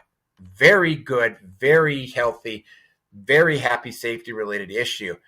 Feminists got right pissed off about that because it required them to be responsible for their own actions. Oh, we lost you there for a second. Oh, you did? Okay. Where did I drop off? So are you talking about the Rohypnol? Yeah, Rohypnol. Yeah, I was talking about like this person came up with a stick that actually you could stick in your drink. Women could stick in their drink, and they could tell if their drink had been spiked or not.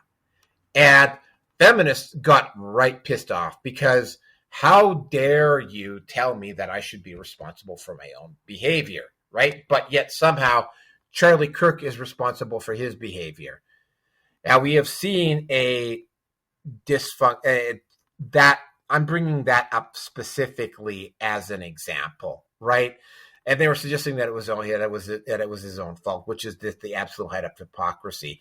Then they went with, oh well, he's right wing because he's from Utah and he comes from a traditionally conservative family, right? And they tried to push that angle, which of course doesn't work because for one, he had a trans roommate that he was obviously clearly sleeping with. He was noted by members of his own family for having very strong leftist viewpoints. There is a picture which I posted up earlier, which I will find here and post up again. Yeah, this one. This is him at a Democratic Socialist event. Of course, you know, because MAGA supporters are like really big for showing up at Democrat Socialist events.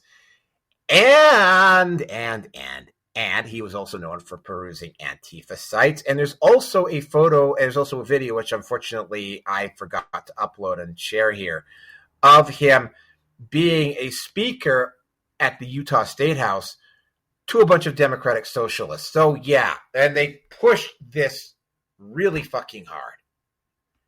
Yeah, they to the point where at least for about 24 hours, Grok on Twitter was actually relaying that narrative as the official narrative until, of course, the truth got its pants on and caught up to them. But again, right, if you go to leftist sites, like, they're still pushing this. Now, that gets me into the reactions to this. And I'm going to start out with the Jimmy Kimmel. Oh, yes. Oh, well, hold on a second. I will get into Nick Fuentes here in just a second. But first of all, I'm going to play a video about the Charlie Kirk. And, of course, this is where they were also lying about all of the stuff that Charlie Kirk said. And again, none of it sticks up. And the truth basically got its pants on. And I've got this video about Charlie Kirk claims. I think that kind of explains it all. So, I'm going to play that now. And then I will play the Jimmy Kimmel response. And then I'm going to play the response from Mario of the North, which involves a lot about a particular site. But, here we go. Charlie Kirk claims. It runs for about 1 minute and 8 seconds.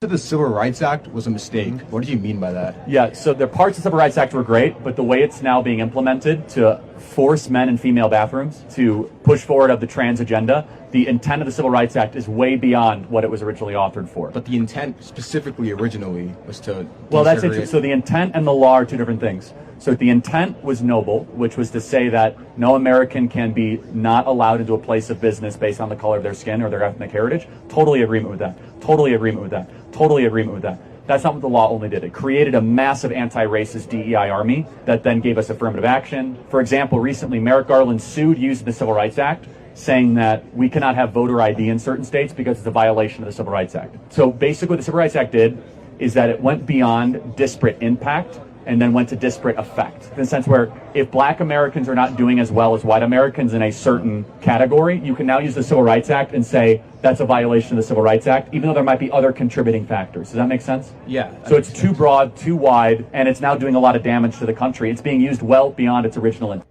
You said the Civil Rights... Okay, so then when I'm going to play the Jimmy Kimmel video section, this was bad. Jimmy Kimmel's show is now off the air, and Jimmy Kimmel career is definitely in limbo. So here we go, the Jimmy Kimmel response.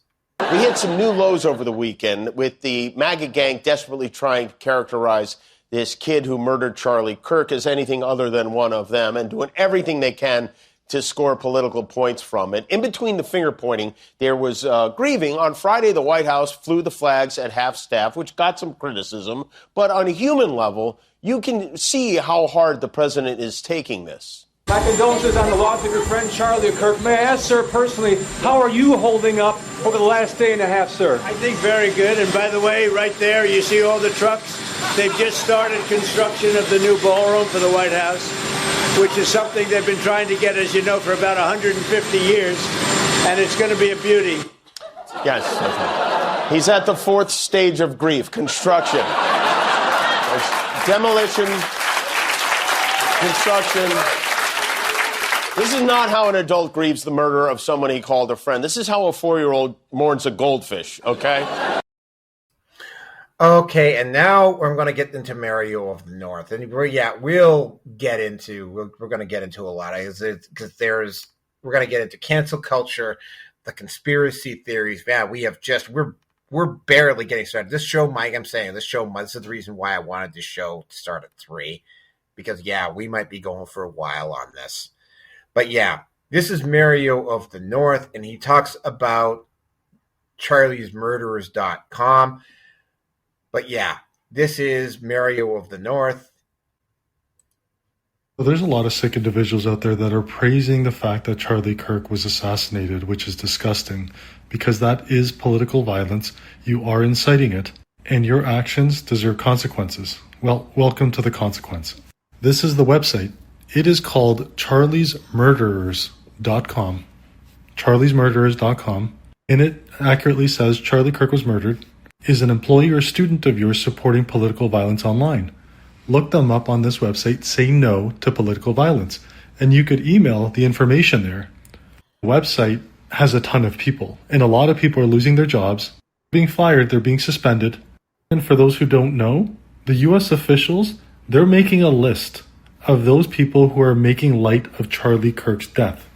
If you think that your actions don't have consequences, good luck ever going into America if you don't live there. This isn't me saying this, it's the Deputy Secretary of State that says foreigners who glorify violence and hatred are not welcome visitors. First person on the website, on the top of that list, is a Canadian influencer known as Rachel Gilmore. Now, I'm not going to read the things that she said or stated online, but like I said, actions have consequences. All Charlie Kirk was guilty of was welcoming respectful debate. And he did it in the institutions that should allow free and open speech. He did it publicly. He invited everyone to debate him, regardless of what names they called him. To glorify his brutal public death is repulsive, and I'm happy this website exists. Okay, and so that is Charlie's Murderers. Hold on a second here. Yeah, we're going to get into cancel culture. We're also going to get into attempting to blame Nick Fuentes about this. And yeah, like, as you can clearly see, like, the media lied about this. But one of the biggest lies that was out there was the fact that it was, again, because we've already established, basically, because I've shown the videos of it, is the fact that Tyler Robinson, who was the shooter, allegedly, I'm going to have to say allegedly because we don't know, because he hasn't been actually convicted yet. They are absolutely going to be going for the death penalty on this one, I'm going to have to imagine. But they really pushed hard to try to bring Nick Fuentes into this, because Nick Fuentes, and I gotta say this, I am not a fan of Nick Fuentes. He's one of those Jew behind every fucking blade of grass people, and that just gets a little annoying to me, that people spend their time like looking for Jews everywhere, right? But Nick Fuentes and Charlie Kirk clearly did not see eye to eye. Nick Fuentes was not a fan of Kirk, although he kept things civil. They tried really hard to blame Nick Fuentes for this stuff.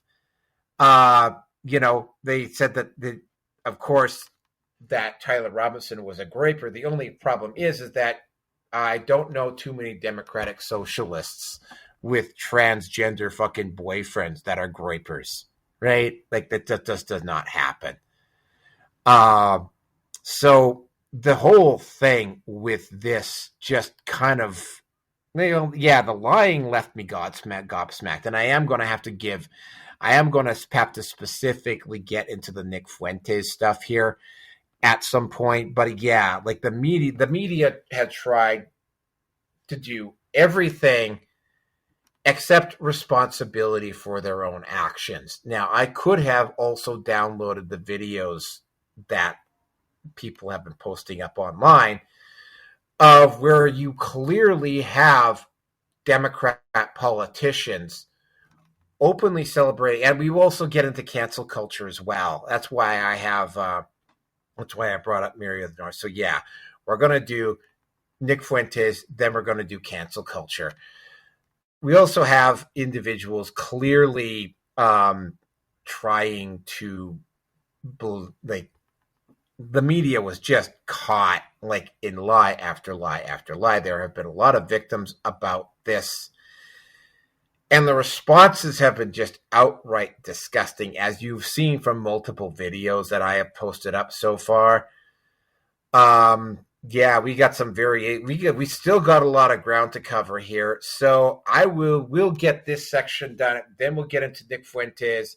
Then we'll get into cancel culture. And then we'll also get into some of the other conspiracy stuff that has come up around this. And we will all finish off with Erica Kirk's reaction.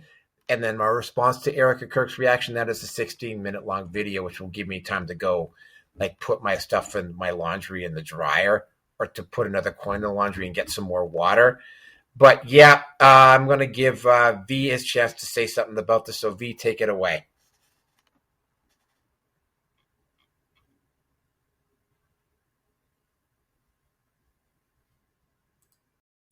Yeah, well, so I'm out with a friend. It was out yesterday or the day before, and basically, more or less, she's trying to get things together so she can go and just to move to be as close as she can get, off the grid. And yeah, I mean, we had a long discussion and talked about how freedom of speech is going away. It's the Nazi playbook, Trump's Nazi playbook. Freedom of speech is dying. And, well, I'm a proponent of free speech. I have a social network, tlbtalk.com. Go there, but don't go there if you're a Nazi. And yes, liberals call everyone Nazis, and everybody's extreme. How come we don't have any moderates say anything? Oh, because everything they're saying is moderate. Who cares, right? I don't know. Yeah, Jimmy Kimmel being taken off the air. That I don't know, man. Jimmy Kimmel. I've been watching his career for a very long time. At least since the Man Show. I didn't think him saying something would get him taken off the air. Then boom, it happened. He's supposed to have. The point of his show, the point of late night shows, is to have color commentary, okay, and to make light of what's going on in the country. To ease America, right? Well, I guess what he said had no easing effect. And I don't know.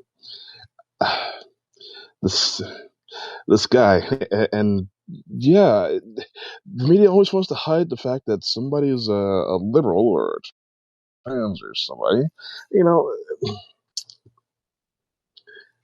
Again, there are radicals on both sides. Everybody is culpable for their own actions. Everyone should be liable for their own actions. Everyone should be punished or rewarded for their own actions. But listen, it's bringing other people into the sauce and starting up fights. I mean, that's just like, somebody trying to throw some ice down a mountain, trying to make a snowball, the big avalanche. These people, these instigators, I don't know where the hell they come from, but they also need to get a life. And again, come at these things in a more productive way. I I would hate to have brain scans on these people just to find out they're all freaking psychopaths. They're tiny little amygdalas. They should be. They should be put on a government watch list. Not the good patriots like myself or you, who have genuine concern for our nations and our families, our neighbors, communities. Okay, I don't know. Let's get to the next material. Go ahead. I'm actually dealing with an idiot right now who keeps doubling down on this. Hold on a second.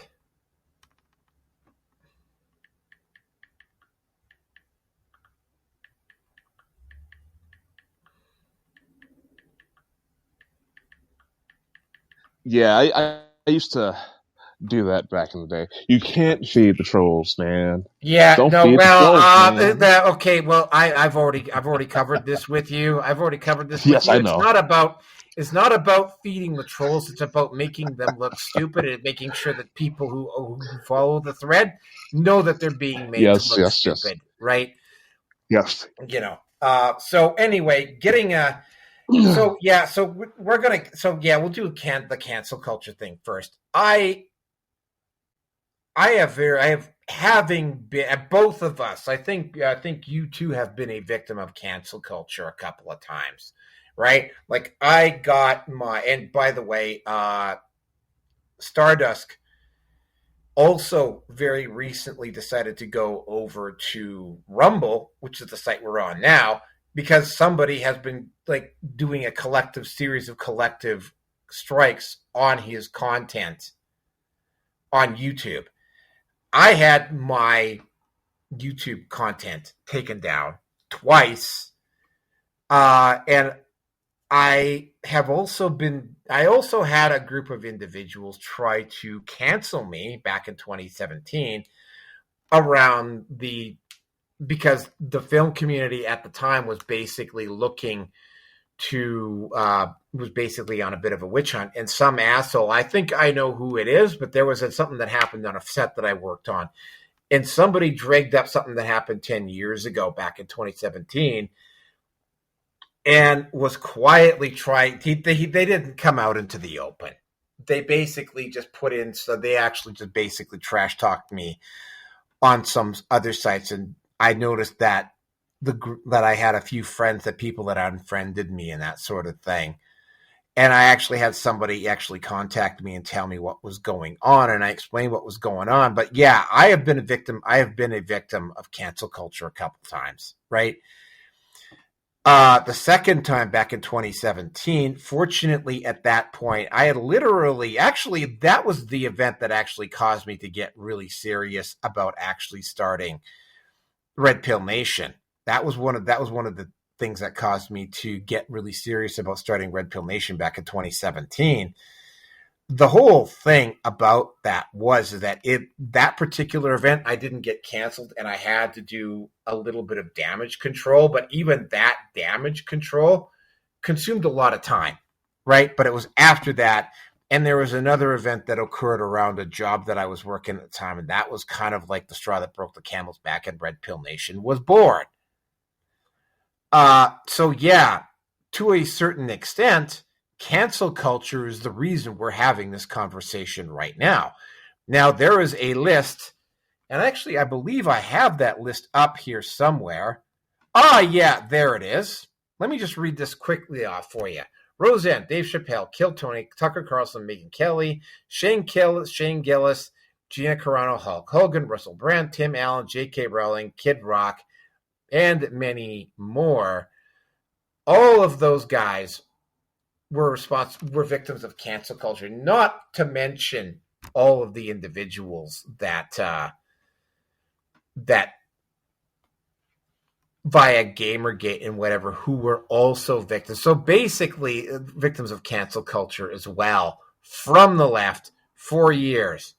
But all of a sudden, now that it is happening to them, all of a sudden, like poor Jimmy Kimmel and, we live in a fascist state and blah, blah, blah, blah, blah. And it's sort of like,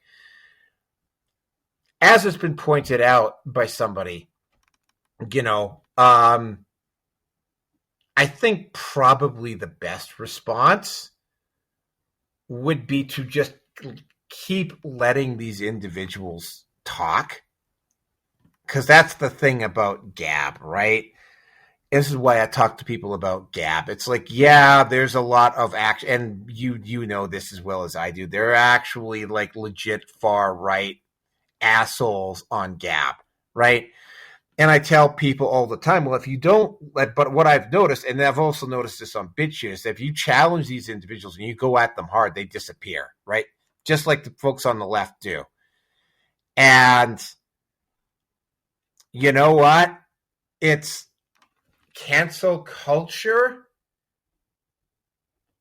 be it from the right or the left, is not a good idea. And as one reporter has just said quite recently, the tools that are being used right now via cancel culture to cancel the people on the left, should a Democrat win in 2028, which by the way is exceedingly unlikely, but it still could happen, right? You're going to see the reverse happen all over again, because it's going to be kind of like almost like a tit for tat retaliation. I can't see right now it happening. the Democrats have just destroyed their credibility. One of the things that has occurred, and that's why I posted up the Brandon Straka video, is that, I mean, like, that yeah, there are very, very, like, the Brandon Straka was part of Walk Away. Walk Away has suddenly become a thing again because, you know, you have so many of these individuals saying and doing these disgusting things, and they're not actually breaking any laws. Now, if it was me, what I would do is I would just basically stand back and I would just go and point the finger at them, and I would go, yeah, see this person over here? Look what he's saying. Go over there, call that person out, which, by the way, is what you are seeing on Twitter and Facebook and whatnot, right? And you are seeing a lot of that, and we should be quite thankful that Elon Musk did buy Twitter and turn it into X, because when these individuals make lies about, say, Tyler Robinson, and oh, by the way, the photo that I currently have up, this is a photo of him when he was 14 years old, and he's riding on the shoulders of a guy carrying a Trump mask. Hold on a second. One of the Biden bros actually was so fun, and I think it was Hassanabi as well, or one of the other. I don't know for sure, but there were several people who tried to use this photo. And when he was, by the way, Tyler Robinson was 14 years old when this photo was taken. They tried to use this photo as proof that he was right wing. No, I am not kidding about that. Cancel culture is not a good idea. It's not okay when it's done on the left. It's not okay when it's done on the right. I understand the bona fide and legitimate anger and rage that a lot of people on the right are feeling about the hypocrisy around cancel culture that has existed for well over a decade so far by the left and what they've gotten away with. And part of the reason why one of the reasons why they feel so entitled to just go out and make all of this hateful content is because thus far there have been no consequences for it. Now there are consequences for it, right? But I mean, it wasn't okay when they were doing it, and I don't think it's okay when they do it when the people on the left are experiencing the same sort of thing now. I also understand the rage, and also having been a victim, and V will also talk about, I believe V was also a victim of cancel culture at one point. Having been a victim of cancel culture myself at one point, I understand where the anger is coming from the right. You know, like there is kind of like this ha ha ha. Oh, gee, I'm sorry. Are you getting canceled right now? Oh, you poor baby. Sucks to have it actually happen to you. And yeah, if you go on social media right now and you take a look, you'll see a lot of people on the left screaming, oh, well, he's a fascist because that's like, no. It's the consequences of actions, dude. Like, you've had your fun, right? In particular, and we will be covering the issue with Antifa. Antifa has had, and BLM to a certain extent too, but in particular, Antifa has had it very good over the past 8 years or 9 years or so.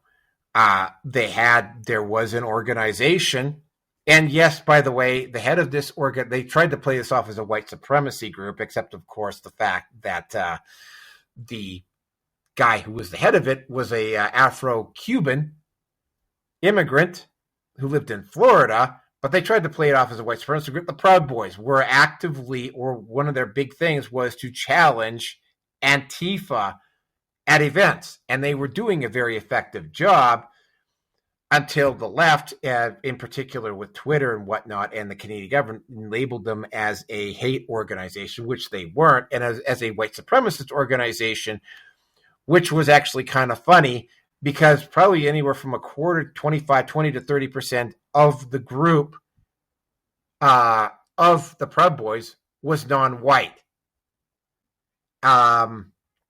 by the way, Enrique Tarrio was also a victim of, although he was not actually at the protests, he actually did time in jail. He was actually sentenced to 22 years over a response to a text that he got while he was in Atlanta. Yeah, I have of mixed opinion of cancel culture. I have had it happen to me. And, so my sympathy is kind of limited. On the other hand, I think sunlight also happens to be the best disinfectant out there. And I think that these individuals, their hateful rhetoric, but here's the thing, right? As long as it's not a specific call to action, should be allowed. Here's the thing, though. There are, and again, I didn't load up the videos because I didn't want to be here for 4 hours discussing this, because I actually have somewhere to be in about 2 hours here. The whole situation with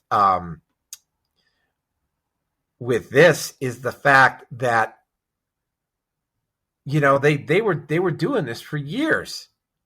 They were engaging in this type of conduct for years. And again, right, the issue with this is that, you have a tit for tat and you don't have an open marketplace of ideas. Elon Musk has been making sure that the open marketplace of ideas and concepts and discussion is actually happening on Twitter. And Zuckerberg has taken kind of like a back seat in regards to Instagram and Twitter. So basically, and even like when you even have people on Blue Sky and Threads calling this stuff out as being a little bit over the top, you've crossed a line. And yeah, some of these individuals were truly disgusting human beings, and I have very limited sympathy for them. I don't like the direction that this went in, though. This is going, because again, as this one, I can't remember, I know first name is Kimberly, but she talked about the tools that Trump is currently using, and in specifically, and I will be getting on 459 later tonight about what happened to Antifa. That is long overdue. Direct calls to action, which have, again, right, I'm just going to go back to this one tweet by this one dude here. Again, I'll read it. Paul Scott Canavan. This is absolutely the play. We should be doing this to all these weird creatures, track down the significant others and mothers, string them up. That was his post on this issue. Of course, he's now privated his profile, and I have to think that Games Workshop is probably going to have a couple of things to say to him. He might not be keeping his job. But again, right, that is definitely something to be concerned about, because the tools that are being used by Trump now could very easily be used by the Democrats if they win the presidency in 2028. I seriously doubt they're going to. We're not even a year into Donald Trump's presidency yet, and the Democrats and the far left, and I'm going to get into this later tonight. 459. The money from Soros and the NGO. By the way, there's a Department of Justice connection to it. When we get into the final section of this, there is a Department of Justice connection to this shooter, to Tyler Robinson, and an organization that he belonged to. That will be the last section that we cover tonight. The issue here is the fact that, I don't agree with cancel culture. I understand why the right is really pissed off about it. What I am going to point out about it, though, even though I have been a victim of cancel culture, is that, and this is something that the left is finding out, and this is something specifically that Jimmy Kimmel and a few other people have found out, is that, you can't go around crying about something that you've been using for years, in particular in Hollywood, to silence and to basically enforce cultural orthodoxy in Hollywood and in the media and in the music industry. And they really tried very, very hard to try to put that online with the online creator, that sphere as well, had limited success, and it probably would have been a lot more successful had alternatives to YouTube not come up, in specifically Rumble. I have to absolutely speculate that Rumble has gotten a whole lot bigger. But you know what? V himself has also been a victim of cancel culture, and I'm sure he's got something very interesting to say on that. So yeah, V, floor is yours. I love how you keep saying that. When did I get canceled?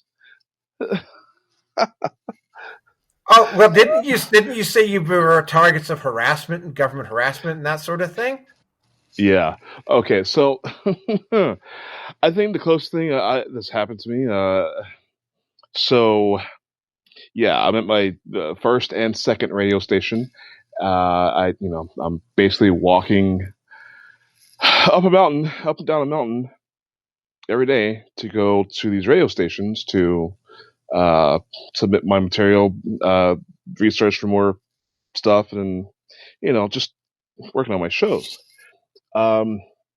So after a while, I I believe they got to my now ex-girlfriend, then girlfriend, who basically showed up to these stations, and boom, I was no longer allowed to be there at either stations. So she yeah, she got the good payoff.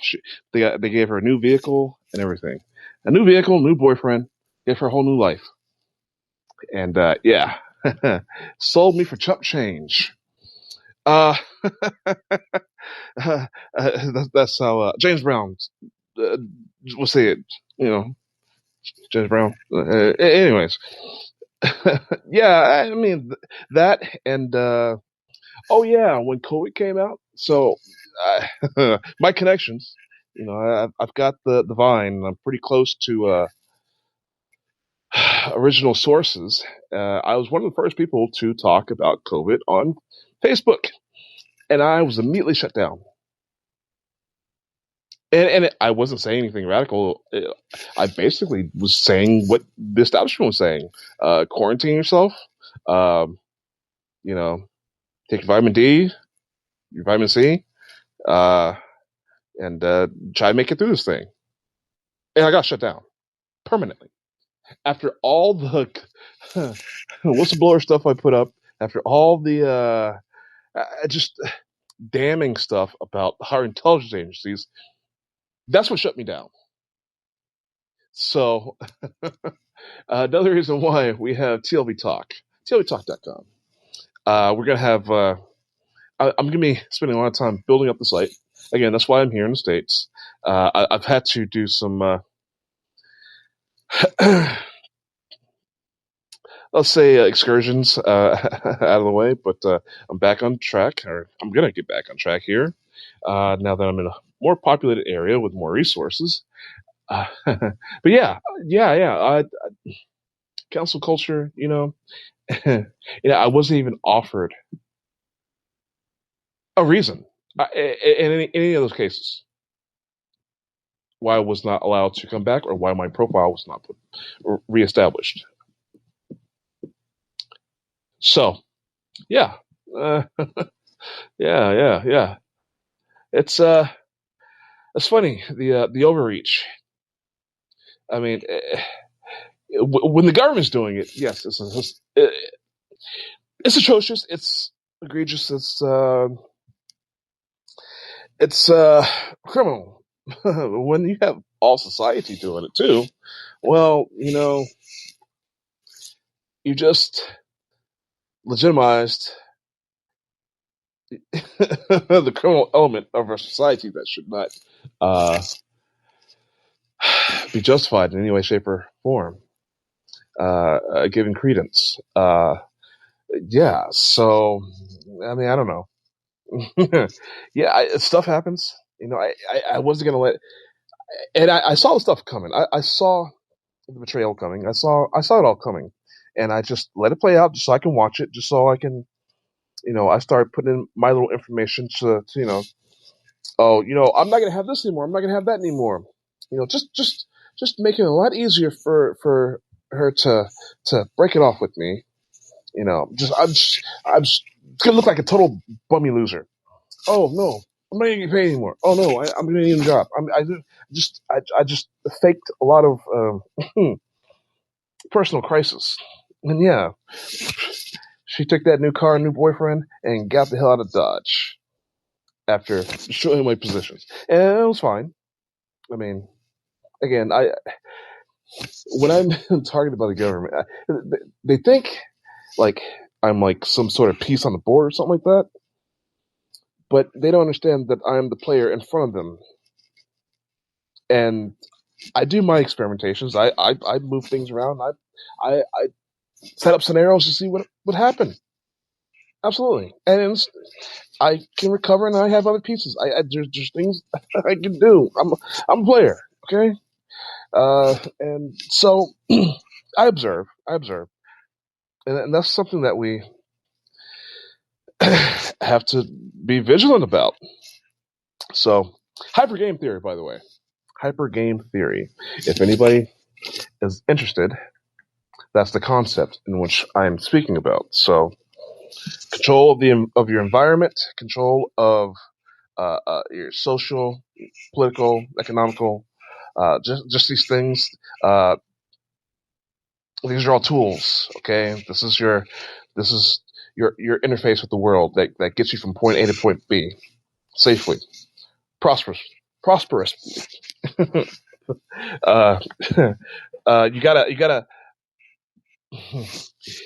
You gotta understand that if there's an element that's always going to be working against you, and you can't be lackadaisical. You can't, just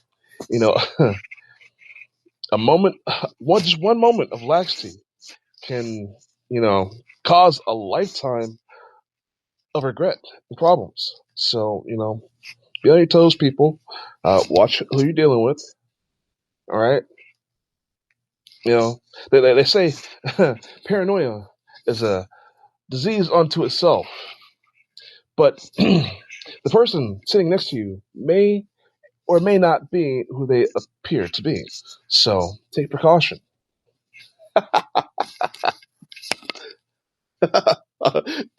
There you go.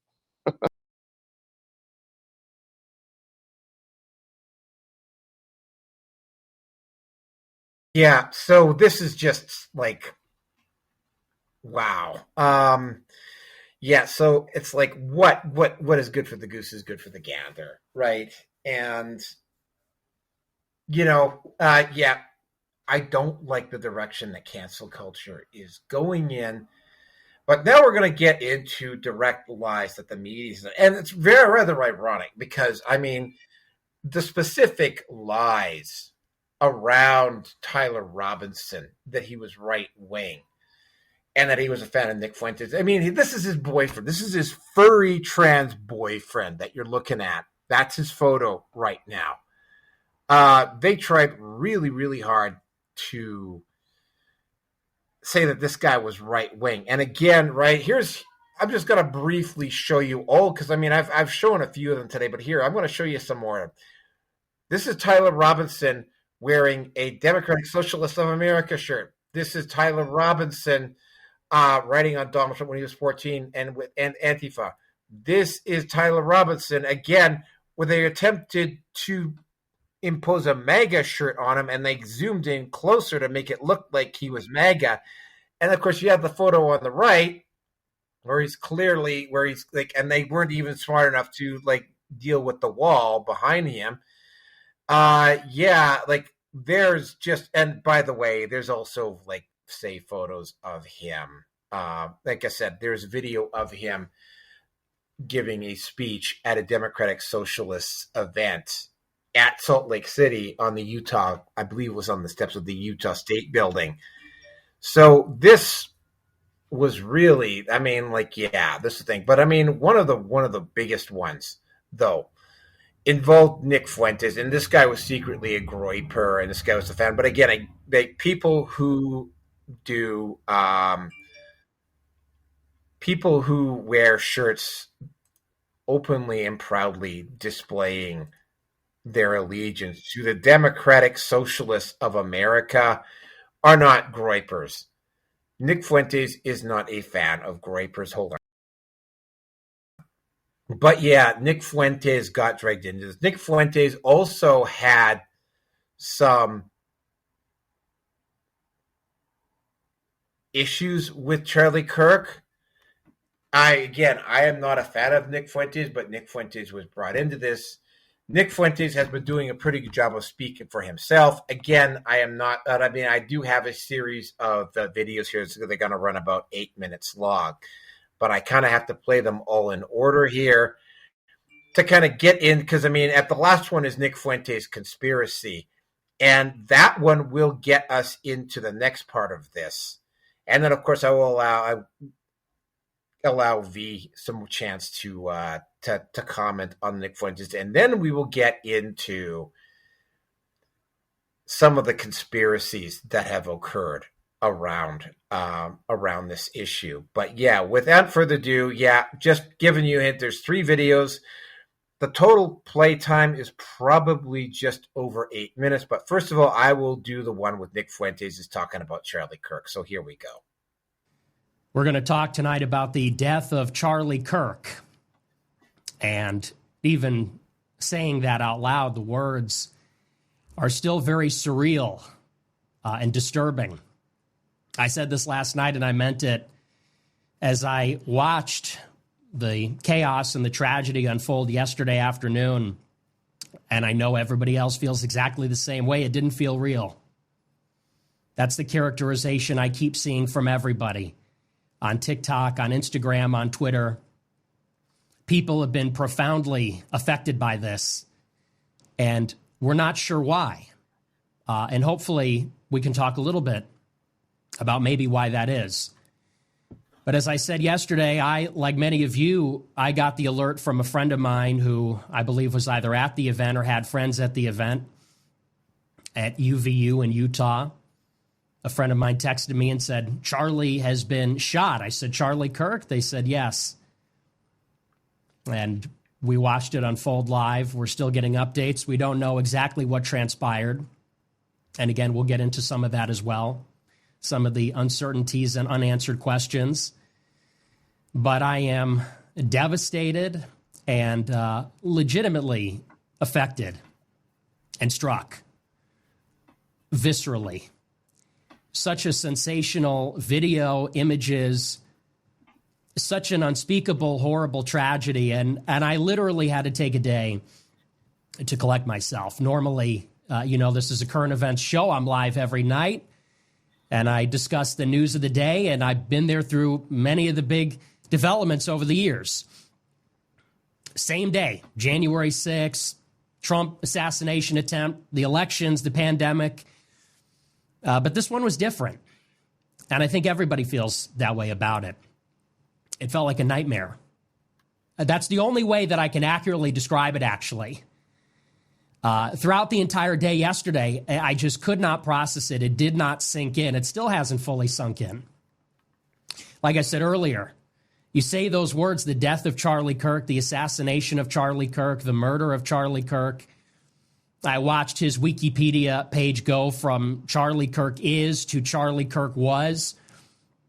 It doesn't feel real. It feels like a nightmare that we'll never wake up from. And I say that as somebody who was not even a fan, not a friend, and actually an adversary, a foe. I can only imagine what his friends, his colleagues, and especially his wife, his young children.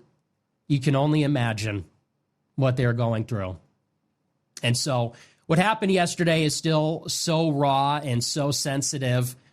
The country is profoundly affected, at least some of it is. We'll talk about that too. And so tonight I'm going to try to the best of my ability, carry out my responsibility. I believe, and I think you know, that I'm somebody that many of the young people, young conservatives, are looking up to. I have a lot of credibility with the far right, the radical right. And throughout his career, Charlie Kirk always characterized me as a troll. I don't say that with any malice at this point in time, but that's what he said. And many in Turning Point USA said that I and my followers are nihilistic. We only want destruction. And I think that I have an obligation to the country. I think I have an obligation to God. I think I have an obligation to all of you. I think I have responsibility to prove that that is not true. It's not about me, but now that it is the morning after, the day has dawned where Charlie Kirk is now dead at the hands of some unknown attacker. It is our responsibility, mine and all of ours, to step up and to get serious. To the extent that politics was fun or we took it lightly, I think we now realize it just got very...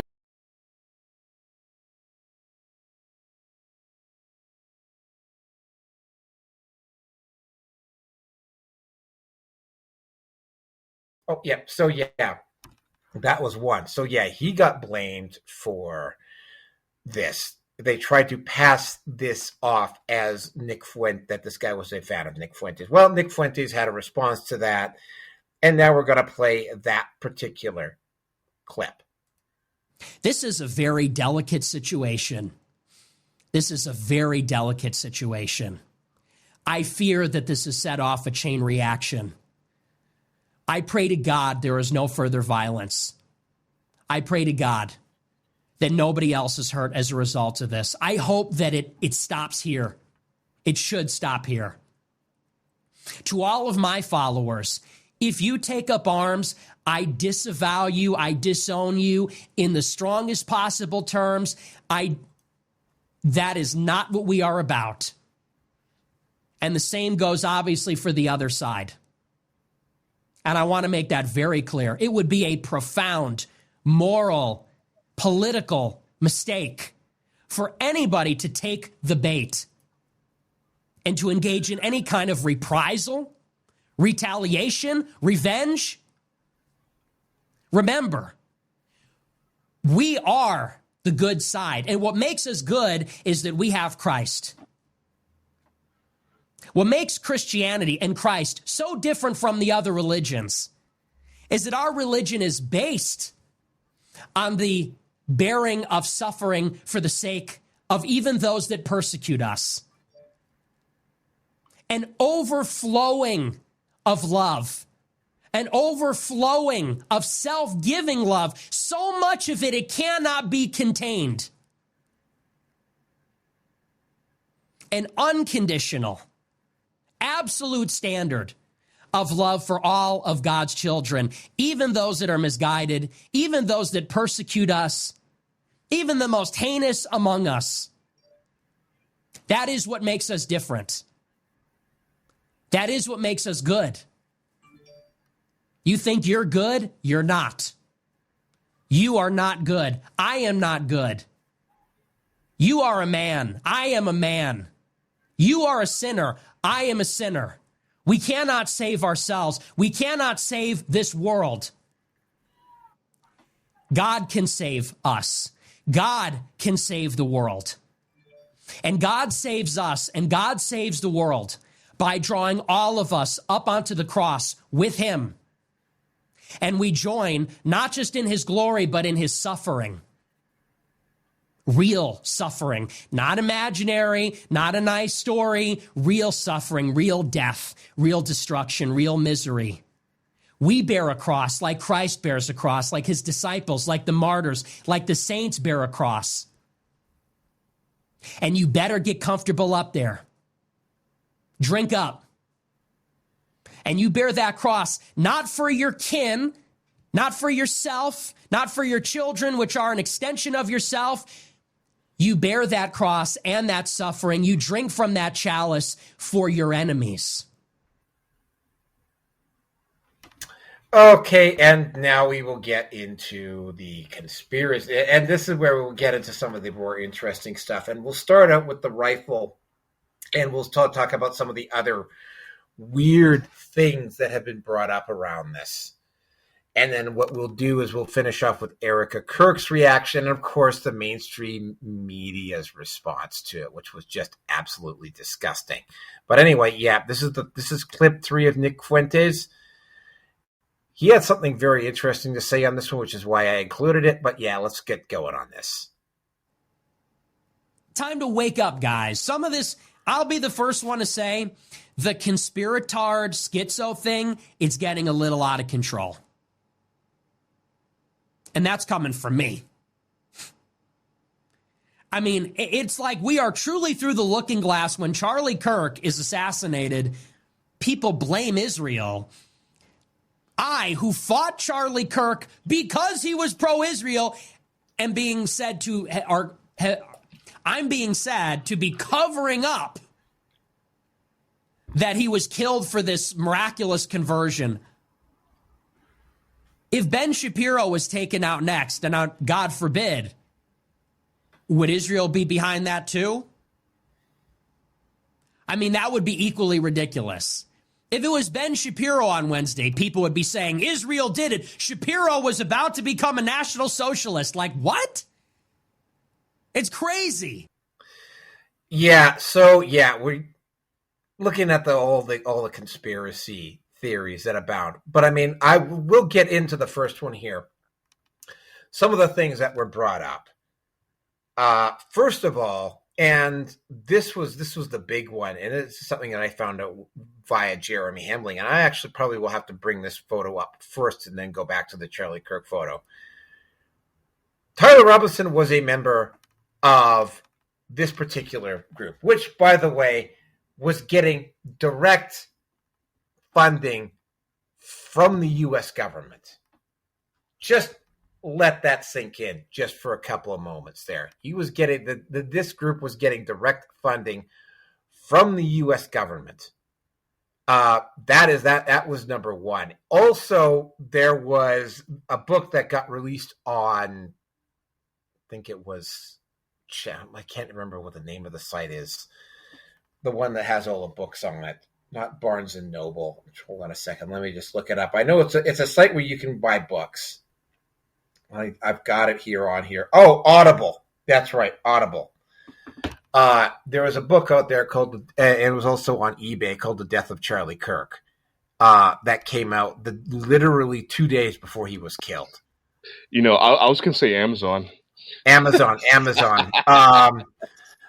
It wouldn't surprise me. I can't remember specifically which website it was on, but it got pulled like the day Kirk got shot. But that was another weird coincidence. There was also and I saw this, and I should have probably downloaded it, but I mean, we're already at almost 2.5 hours. I kind of figured we were going to go for a while on this. There's also the individual who posted up a video saying that there is a guy who was trans who just said, oh, there was going to be something big that was going to happen at the event at Utah Valley University in a couple of days. I can almost bet that the FBI and the police are pretty much going to be in there questioning what this guy was doing at that, saying that. There's also the fact that was the same individual who was literally questioning Charlie Kirk the moment he said the word violence. Is that a coincidence? I don't think so. Then, of course, there was the issue of the guy who got arrested. Now, there was a very, very curious little thing about this individual. And I'm going to say it because if I don't say it, I'm going to be accused of being like a Jew or whatever. Yeah, the guy was Jewish, but there's a very strange series of coincidences. He happened to be in New York City the day that the planes hit the World Trade Center. He also happened to be in Boston the day that the bombs went off at the Boston Marathon, and he just happens to be the guy that gets arrested at the Charlie Kirk shooting. So that's 3 major events where he's at or near the scene of when they happen. Yeah. So he's either the herald of doom and misfortune, or he's a Fed.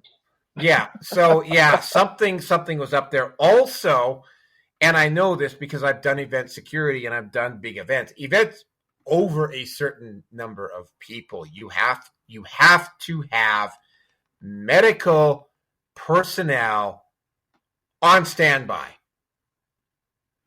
Just because you have a large number of people together and you get potentially heart attacks, heat strokes, just most of the time they're not required at an event. But I mean, if you have an event over a certain number of people, and Charlie's event at Utah Valley University crossed that threshold, you were supposed to have medical personnel on site. There were no medical personnel on site. That's another So, yeah, you've got this thing with armed queers. You've got all this. You got this. You got this. And also, by the way, that guy who was a harbinger of doom, and this got pointed out to me, he also happened to be Jewish, right? So, yeah, there's also that. So you've got all of these really weird. And also, now we get into the rifle situation. Now, and the rifle, and of course the text that he sent to his boyfriend after the event, which turned out to be fake, or turned out to not be him. And there's only a couple reasons that, or they turned out to not be done by him or whatever. I can't remember the specific details, but there's really only 3 possibilities here of why there would be these, not, because what ended up happening is when the texts got published, it was like they had basically Gen X and and millennials looking at that going, that's not how 22-year-olds text each other, right? They don't get into formalized speech. There are people that do.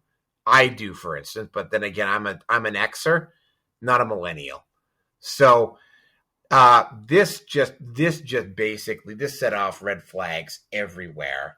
It turns out that those texts weren't real, and there's only a couple of things that could have happened around that. And one of them was that they got written up after the fact, so that Tyler Robinson could deflect blame away from his trans-furry boyfriend, this dude, or the FBI made up these texts after the fact. And by the way, you have to consider that, because I'm going to get into the issue of the rifle here in just a moment. Or 3, somebody in the FBI made up these texts in order to make the FBI look bad. It's one of the 3.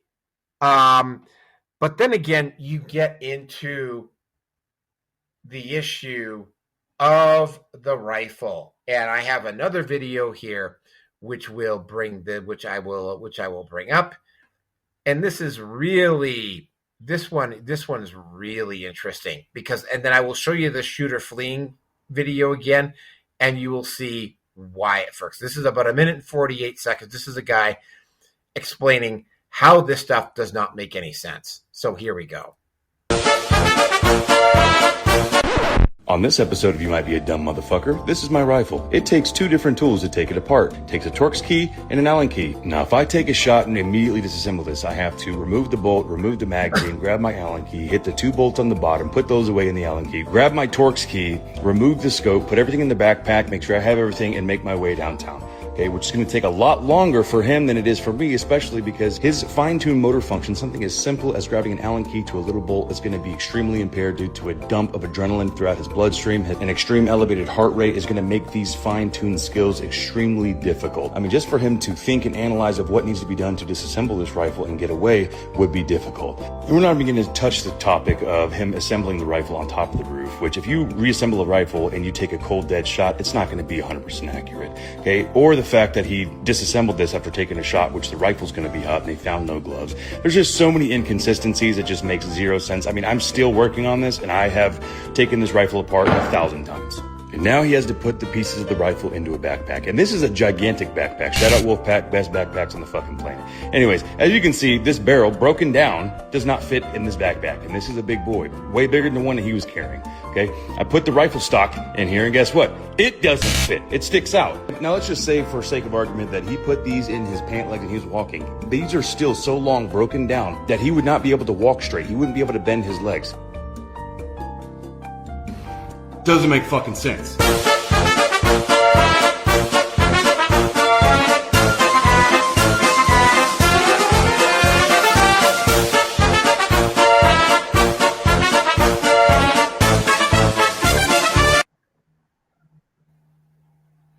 Okay, so now I'm going to bring up the video of the shooter fleeing again. Pay particular attention to the fact that A, the first video shows him running, and B, pay particular attention to his backpack, which has now been established as being too small for him to have broken down. And oh, by the way, the time frame from when he was fleeing to when it to require for him to take the rifle apart, the time differential is also, the time differential doesn't make any sense. But yeah, 38 seconds will show you the shooter fleeing, and pay particular attention to the fact that he's fleeing, his backpack, and how he lands from the roof when he drops. All right, here you go. Moves to this far right corner. As he does, he's going to climb off the edge and then drop down to the ground. As he did that, he left some palm impressions. There's some smudges, some places we're looking to collect DNA. There's a shoe imprint where we believe the suspect is clearly identified as wearing Converse tennis shoes. Again, we'll replay that again so you can get another view of that. It's important to note his black t-shirt, his black pants, and there appears to be some white on the soles of those Converse tennis shoes. Those are all identified. Okay, so yeah, you take a look at that. Rifle stock, no rifle stock sticking out the back of his backpack. He is running, so he can't be. They can't put it in his legs and run.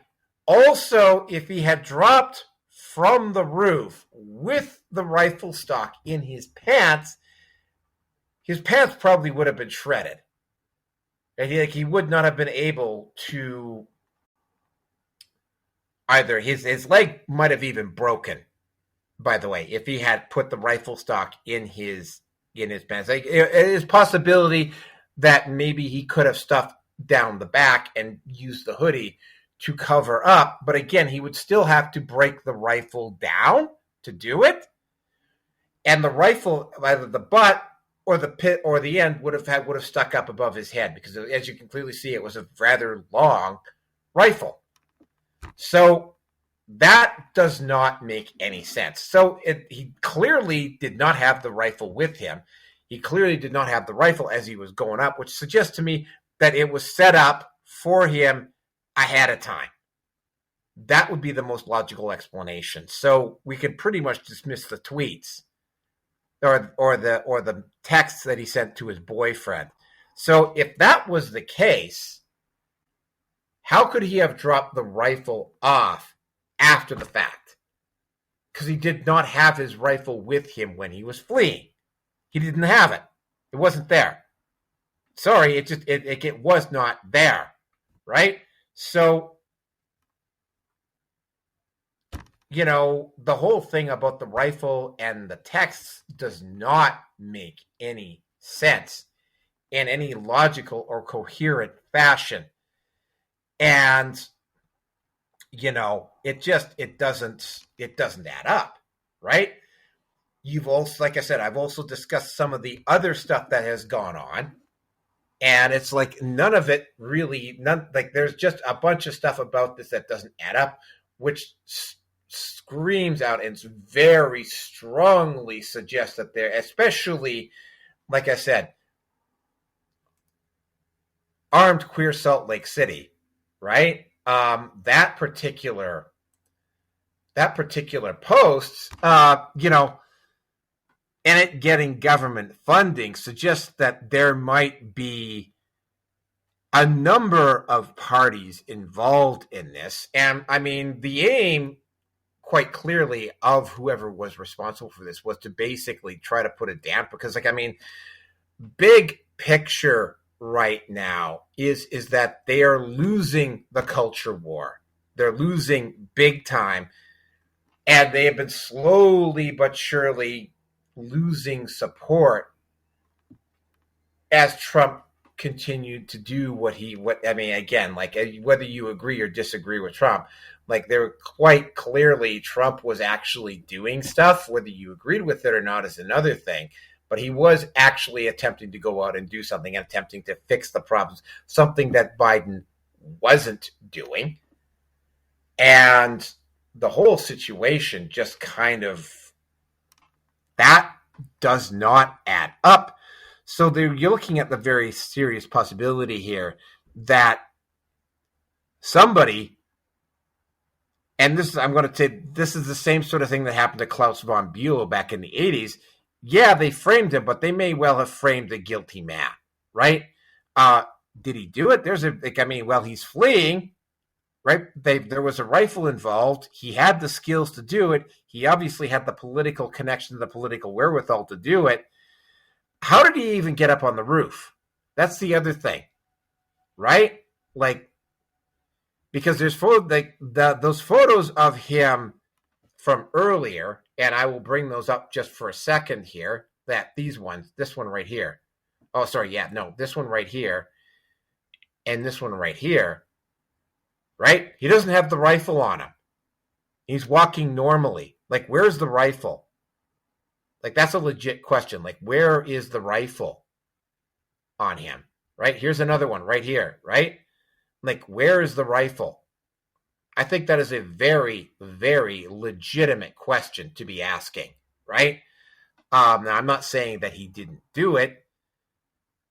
It's very, very clear that there's some other interested parties that were involved in this, not just Tyler Robinson. And I think that needs to be taken a look at. And yes, that is Destiny's face. And yes, he is a disgusting, loathsome human being. And I will get into Destiny right at the very end when we cover the Erica Kirk video. Yeah, we are going to go over 3 hours on this. I'm pretty much convinced of that now. And we will end off with the Erica Kirk video and then a quick response to that at the very end, because that is a 17-minute long video. There's a bunch of stuff about this that doesn't add. Like I said, this rabbit hole goes goddamn deep. It goes really goddamn deep. And, do I think Tyler Robinson did it? Yeah. The photographic evidence, the rifle evidence, the texts,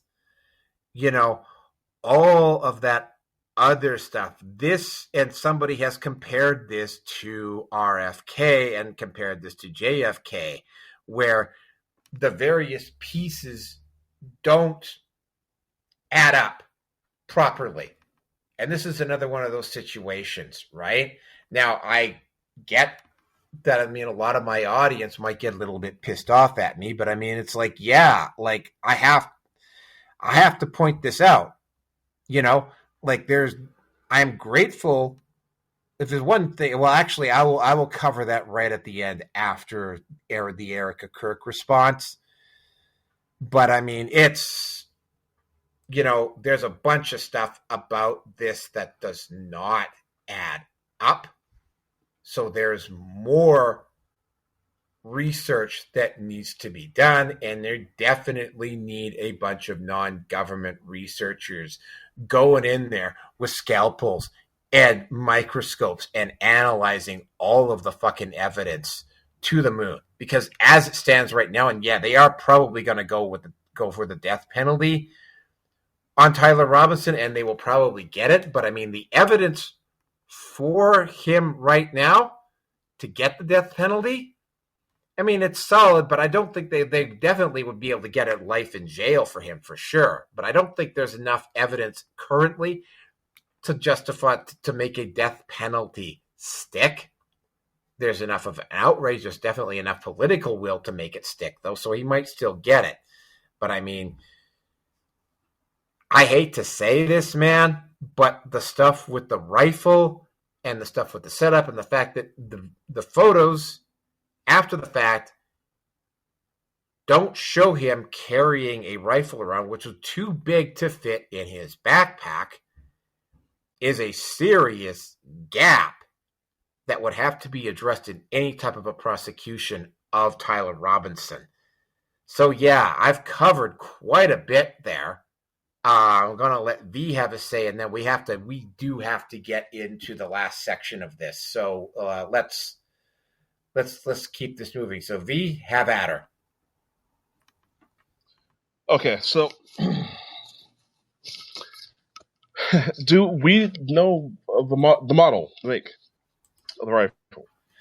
Well, he doesn't say in the video, but I mean, he does say in the video that it's the same type of rifle that was used in the Charlie Kirk assassination. So yeah, it's not necessarily. Uh-huh. On the Twitter video, it does say it is the same type of rifle that was used in the Charlie Kirk assassination. Okay, so not nondescript. We don't have a make or manufacturer. The only thing I would suggest is that this rifle could have been just collapsible. Collapsible. Oh, it wasn't. It's not collapsible. Barrel. It's not collapsible. Okay. It's not a collapsible barrel. That was actually established almost immediately. Okay. So yeah, he had to take it apart the way it was demonstrated in that. Oh, yeah, that's right. Yeah, you can't see the video, can you? Yeah, no. It had to be taken apart the way the guy in the video demonstrated it. It took him about 52 seconds, 52 to 55 seconds to take the rifle apart. And oh, by the way, he would have also had to have assembled the rifle on site. Site. And yeah, he also talked about adrenaline and that sort of thing. So yeah, there's a whole bunch of stuff about that does not add up. So the Democratic Party is assassinating people now. Okay. That's why they want all these guys to look like they're right wing. They charge up their little cronies, right? Their little Democratic they're little libtards, right? And they point them at somebody and tell them shoot, kill. I don't know. I don't think it's blatant, outright, but I think these things can be heavily suggested upon and heavily pushed without the words being said. And I think he possibly had some help. It's sounding like it, absolutely. So, but I don't know. What could he have been promised? I mean, he had to have had some dirt on him. I don't know. Maybe he molested a bunch of kids and they, found out and blackmailed him. Well, it's like, you want a president anyway, so how about you go and kill somebody for us? Look like a political hero or something. there are ways to get these things done, and yeah, having hope. There's all kinds of ways. I'm telling you, 6 million ways to die, and but 6 billion people's hands. I'm sorry, 8 billion. So I don't know. It's sounding like, I mean, the guy is sociable. I mean, he does go to these political functions, right? He seems to have a good rapport and interaction with people enough to have pictures taken, and we see that. So he's not some weird outsider. So that would also, to me, suggest that he has support in doing what he did. So, just analyzing it from the limited information I have,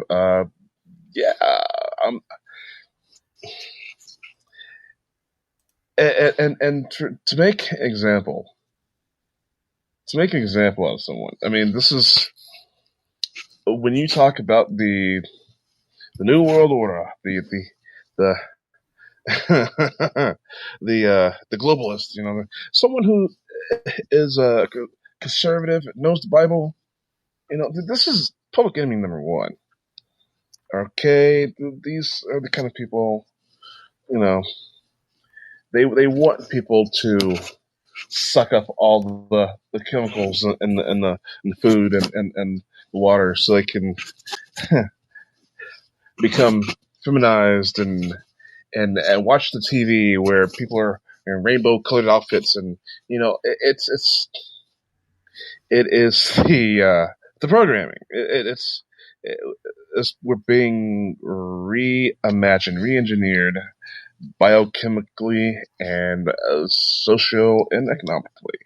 Okay, you can't have that with a conservative, especially one who's getting popular. Come on. This guy can throw a rock into your gears faster than anybody. So this guy was a headache to somebody, and there's always a stooge to be found.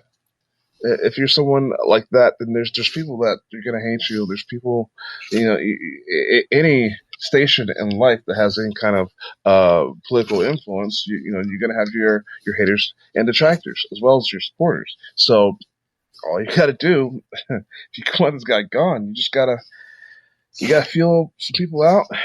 You catch your red flags. You work on those people. You work on them.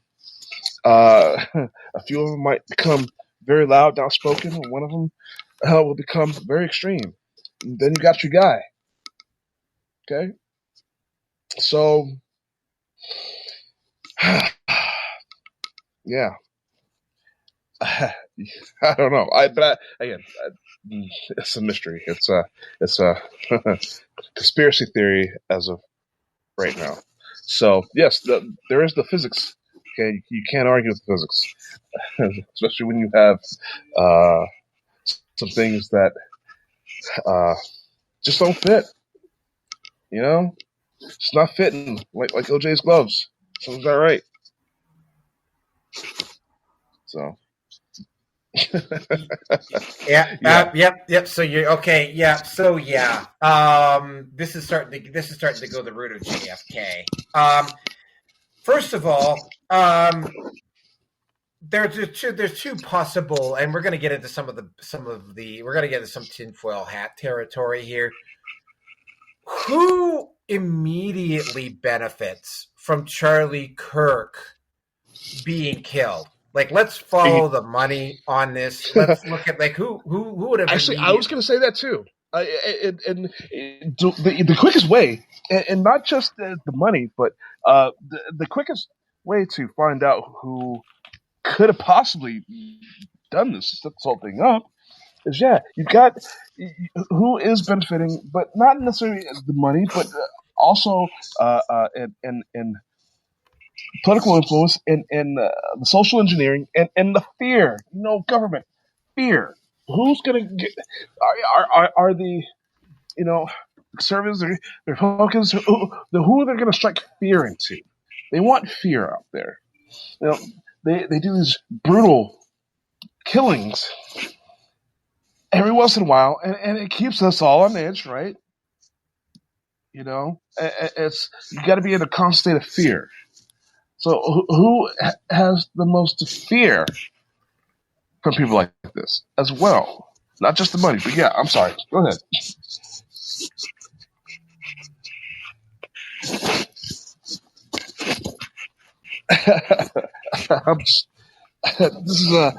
This is too much, man. I don't know. We got an assassination. They tried killing Trump, what, 2-3 times? Two. Someone told me that the third time will be the charm, and I don't want to go into that. I'm not going to say names. I'm not going to. But anyways, I think, and if this is set up, this is.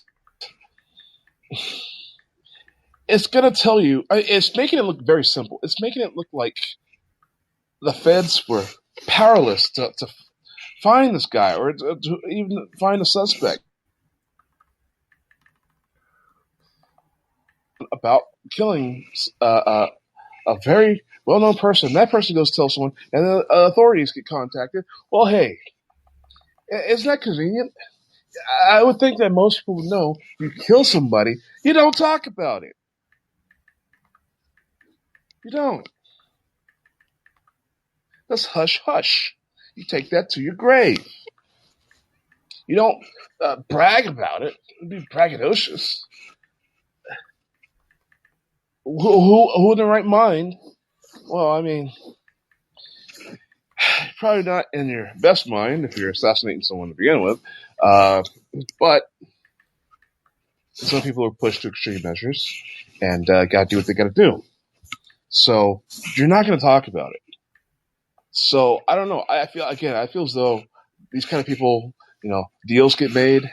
You do this for us, your family gets taken care of for the rest of their lives. It's mafia kind of stuff. Yeah, you don't worry about your family. You do this for us, they'll be okay. They'll never starve. That sort of thing. So you also got to watch the family members. Okay. You got to watch family members because sometimes they're the ones that they help set you up and then drop the dime on you. So, yeah, I'm sorry. I'm ranting on this. I'm sorry, Eric. Go ahead. This is going to be one of those that, again, right? Who immediately benefits? Well, I can think of one group that is benefiting from this immediately. Globalists, for one, because they've managed to stir up racial and political division in a huge fucking way by doing what they've just done. They've got the right totally pissed off. They're basically, they sold it, whoever it was, I think, who was behind this. And we're getting into the section of conjecture here. Whoever did this tried to sell it to the people who were handling Tyler Robinson as, well, you'll strike fear into your opposition and they will all shut up and they will all cower in fear if you kill Charlie Robinson. So there were two possibilities here. Either A, they were trying to kill Charlie Robinson to, at least in the minds of the leftists that were involved in this, to potentially make everybody afraid, which it actually backfired in a massive fucking way. Or B, there's another group behind that, because again, I saw this on the quartering, but again, right, Armed Queers Salt Lake City was getting government fucking money. So somebody inside the government was potentially involved in this. And the government is definitely, or at least a faction inside the government. And by the way, I am not totally sold on the fact that Trump is going to completely drain the swamp. Because if he had been completely willing to drain the swamp, then he probably would not have held back the Epstein list, because he wants to use that. And this is just me speculating again. He wants to use the Epstein list as blackmail as opposed to releasing it. That's just my theory on it. But the biggest beneficiaries of this would be the people who want to keep us fighting with each other. And this was the perfect way to do it. Shoot the messenger. Right? Shoot him publicly and in cold blood. And there's enough evidence indirectly to suggest that that is exactly what happened. So who is benefiting directly from this? Yeah, I can think of a group that was absolutely benefiting from this, because now the right is galvanized. Now the right is pissed off. Now the political right is done. And by the way, I have noticed, and after we finish doing the Erica Kirk response, I will get into my personal feelings and what's happened to me after what occurred.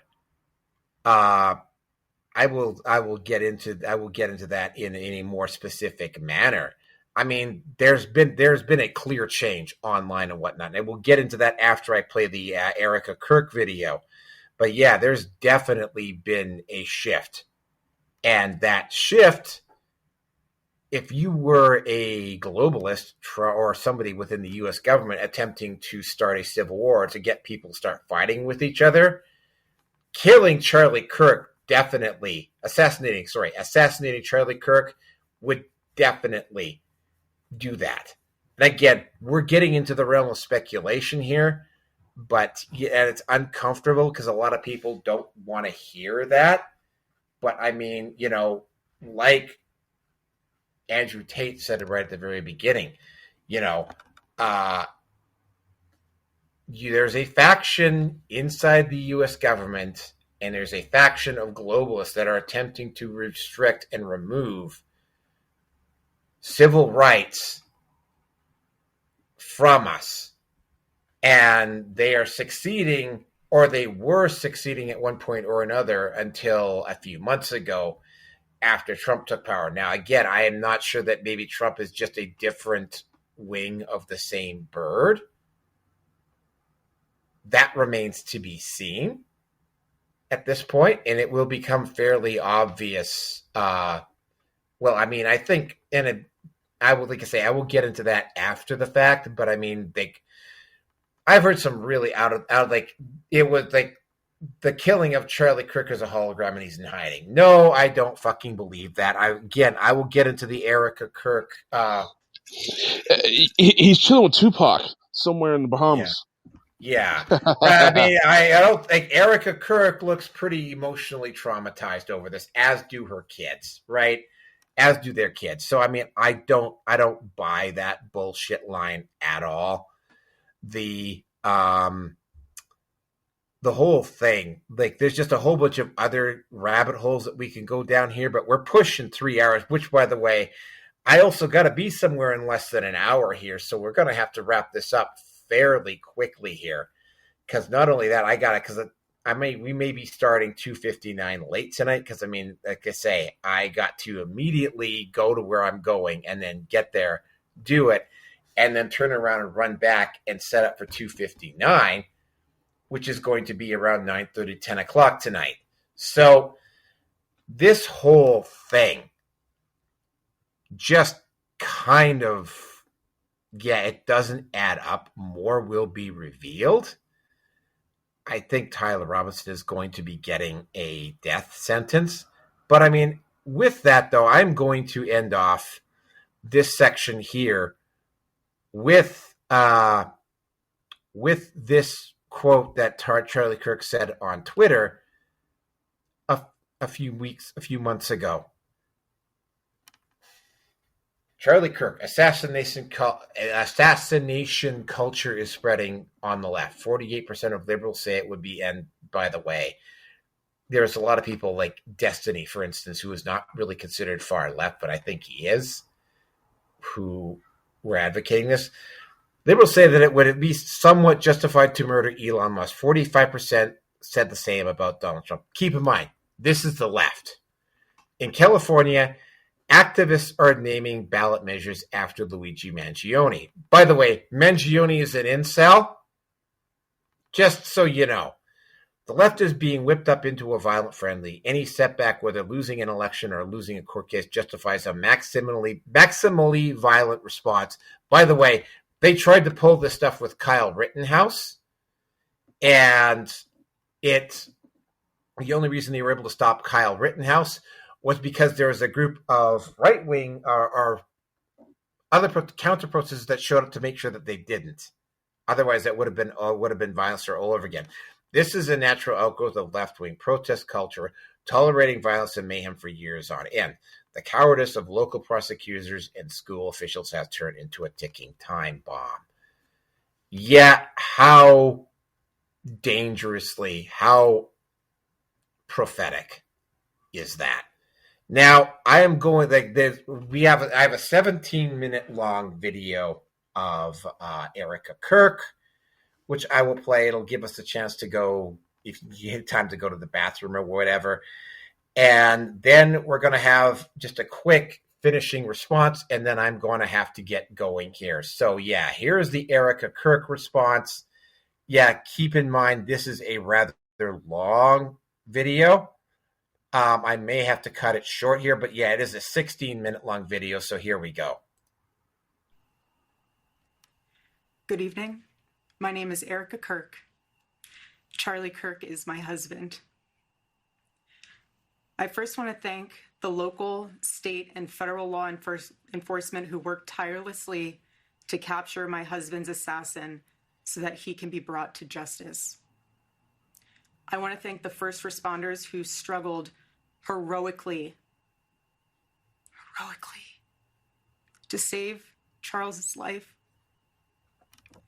and the police who acted bravely to make sure that there were no other victims on that terrible afternoon. I want to thank the officers who have protected our Turning Point USA family these past 2 days. And I want to thank the Turning Point USA board, the COO, Justin Strife, and my husband's chief of staff, the amazing Mikey McCoy, for all their work in these terrible days to be the stability for our family and for the wider Turning Point USA family as well. My heart is with every one of my husband's employees who lost a friend and a mentor.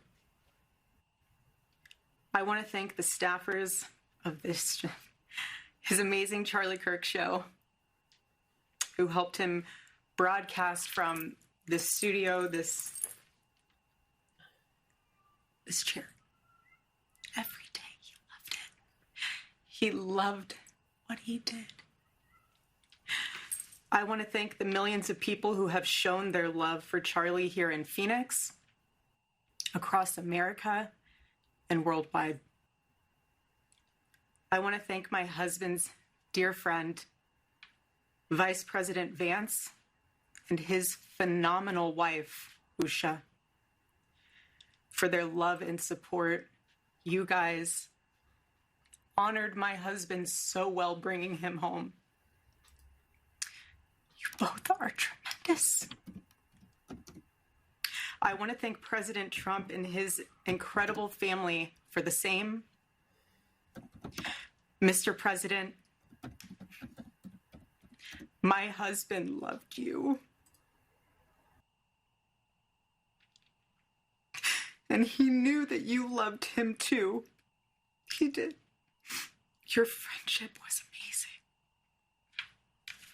amazing.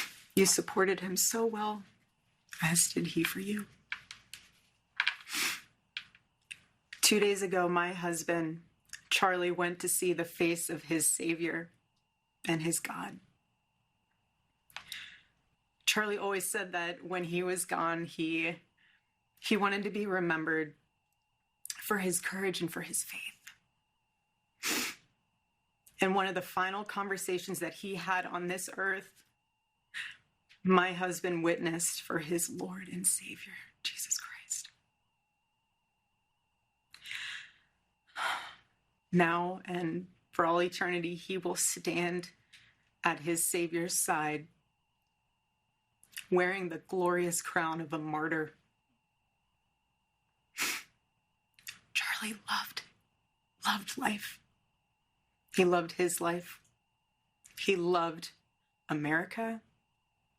He loved nature, which helped him always bring him closer to God. He loved the Chicago Cubs. And my goodness, did he love the Oregon Ducks. Want me to say go Ducks, so I have to since they play on Saturday. So go Ducks. But most of all, Charlie loved his children. And he loved me with all of his heart. And I knew that. Every day I knew that. He made sure I knew that every day. Every day he would ask me, how can I serve you better? How can I be a better husband? How can I be a better father? Every day. Every day. Such a good man. He still is a good man. He was the perfect father. He was the perfect husband. Charlie always believed that God's design for marriage and the family was absolutely amazing, and it is. It is, and it was the greatest joy of his life. And over, he would tell all these young people to come and find their future spouse, become wives and husbands and parents. And the reason why is because he wanted you all to experience what he had and still has. He wanted everyone to bring heaven into this earth through love and joy that comes from raising a family. It's beautiful. Charlie always said that if he ever ran for office, I know a lot of you asked if he ever was going to, but privately he told me if he ever did run for office that his top priority would be to revive the American family. That was his priority. One of Charlie's favorite Bible verses was Ephesians 5, verse 25. Husbands, love your wives as Christ loved the church and gave himself up for her. My husband laid down his life for me, for our nation, for our children. He showed the ultimate and true covenantal love. I will never, ever have the words to describe the loss that I feel in my heart. I honestly have no idea what any of this means. I know that God does, but I don't. But Charlie, baby, I know you do too. I know you do. So does our Lord. And our world is filled with evil. But our God, you guys, our God is so good. He's so incredibly good.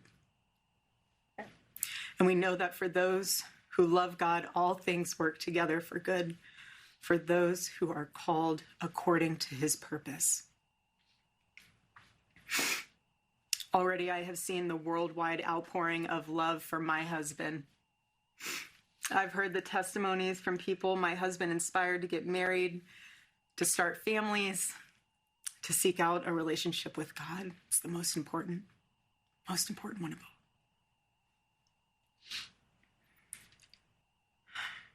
The evildoers responsible for my husband's assassination have no idea what they have done.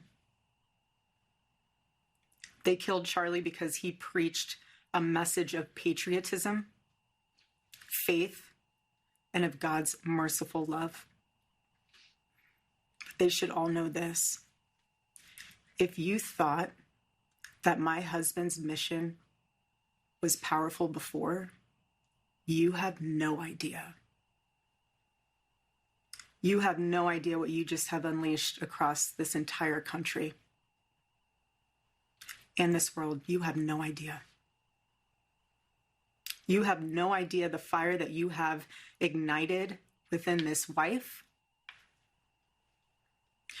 the cries of this widow will echo around the world like a battle cry.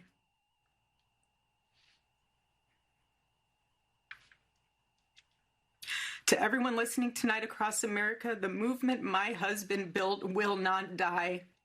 It won't. I refuse to let that happen. It will not die. All of us will refuse to let that happen. No one will ever forget my husband's name, and I will make sure of it. It will become stronger, bolder, louder, and greater than ever. My husband's mission will not end, not even for a moment. And one of Charlie's greatest talents was his ability, this phenomenal ability to choose great people to follow him. He could always find the ones who could handle any setback. And it's almost like he knew. He could see it in you. Even when you couldn't see it in yourself, he just knew. He knew you could handle it. You thought you only had 5% left, and he knew you had 15. He knew you were ready to go that extra mile even when you didn't. He always challenged people around him to work harder and to be better. He never gave up.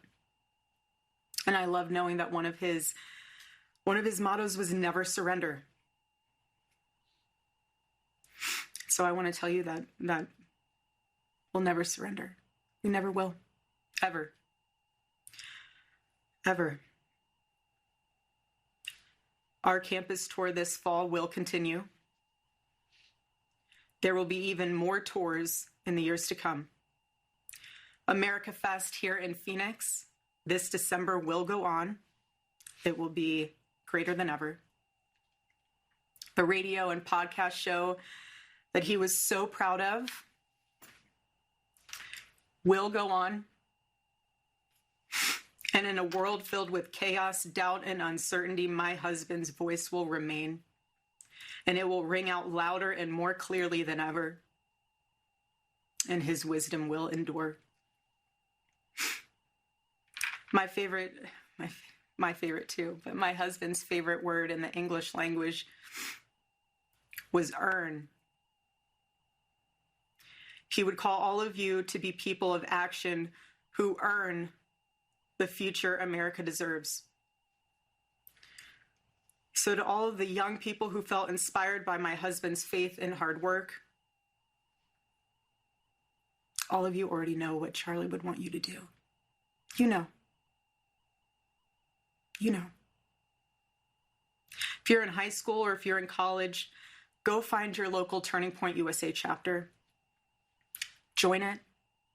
Stay involved. He wants you to make a difference. And you can. You can. The movement's not going anywhere, and it will only grow stronger when you join it. If there isn't a chapter, you can't find one, then start one. There is no excuse. You can start one. And as my husband used to say in this room, every single day, if you want to get involved, the best way you can do that is going to tpusa.com. That's what he would say every day from this chair. Every single day. I watched his show every day, and he would always say, if you want to get involved, go to tpusa.com. If you're a pastor, join our movement at TPUSA Faith. And if you're a parent, I highly recommend that you come to America Fest in December. Sign up right now for that because we would love to see you. I would love to see you. Charlie would. He'll be there. He'll be there in spirit. Bring your kids, bring your family. But most important of all, if you aren't a member of a church, I beg you to join one. A Bible-believing church. Our battle is not simply a political one. Above all, it is spiritual. It is spiritual. The spiritual warfare is palpable.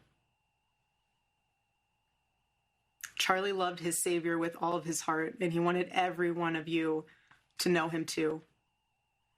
He wanted everyone to know that if they confess the Lord Jesus Christ who rose from the dead, then they will be saved. Hear me when I say this. Nobody is ever too young to know the gospel. Nobody. Nobody is ever too young to get involved with saving this beautiful country. This country my husband loved and still loves. And nobody is ever too old either. There's no age limit. I know my husband is still here. He's watching over us. I don't remember the last time I slept. I couldn't sleep last night. And Charlie, baby. Charlie, I promise I will never let your legacy die, baby. I won't. I promise I'll make Turning Point USA the biggest thing that this nation has ever seen. I promise. Charlie,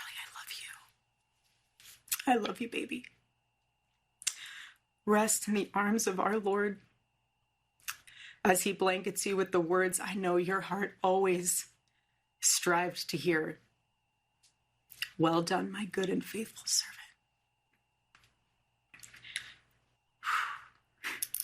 When I got home last night, Gigi, our daughter, just ran into my arms.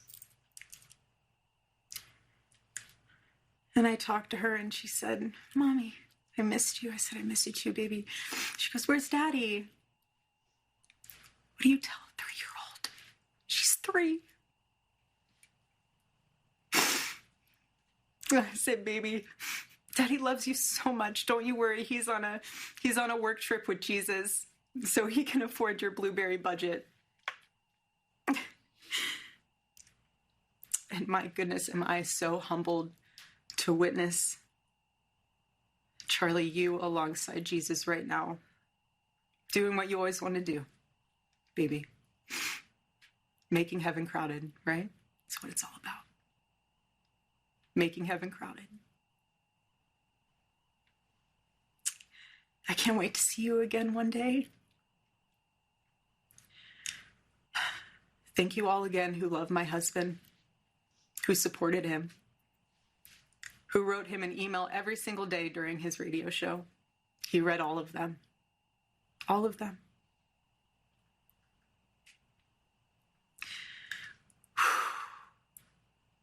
God bless you all. And may God bless America.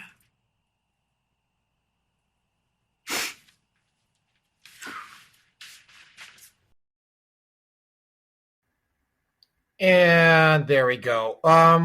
Parting thoughts here. I'm going to let V go first on parting thoughts here.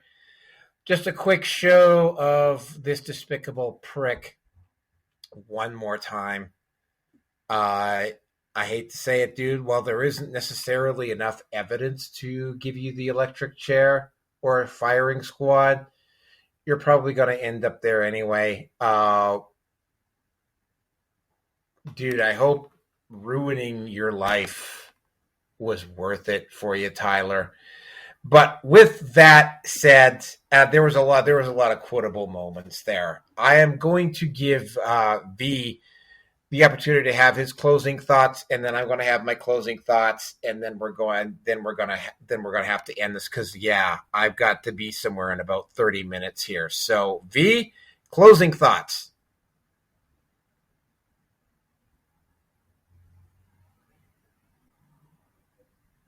V, closing thoughts.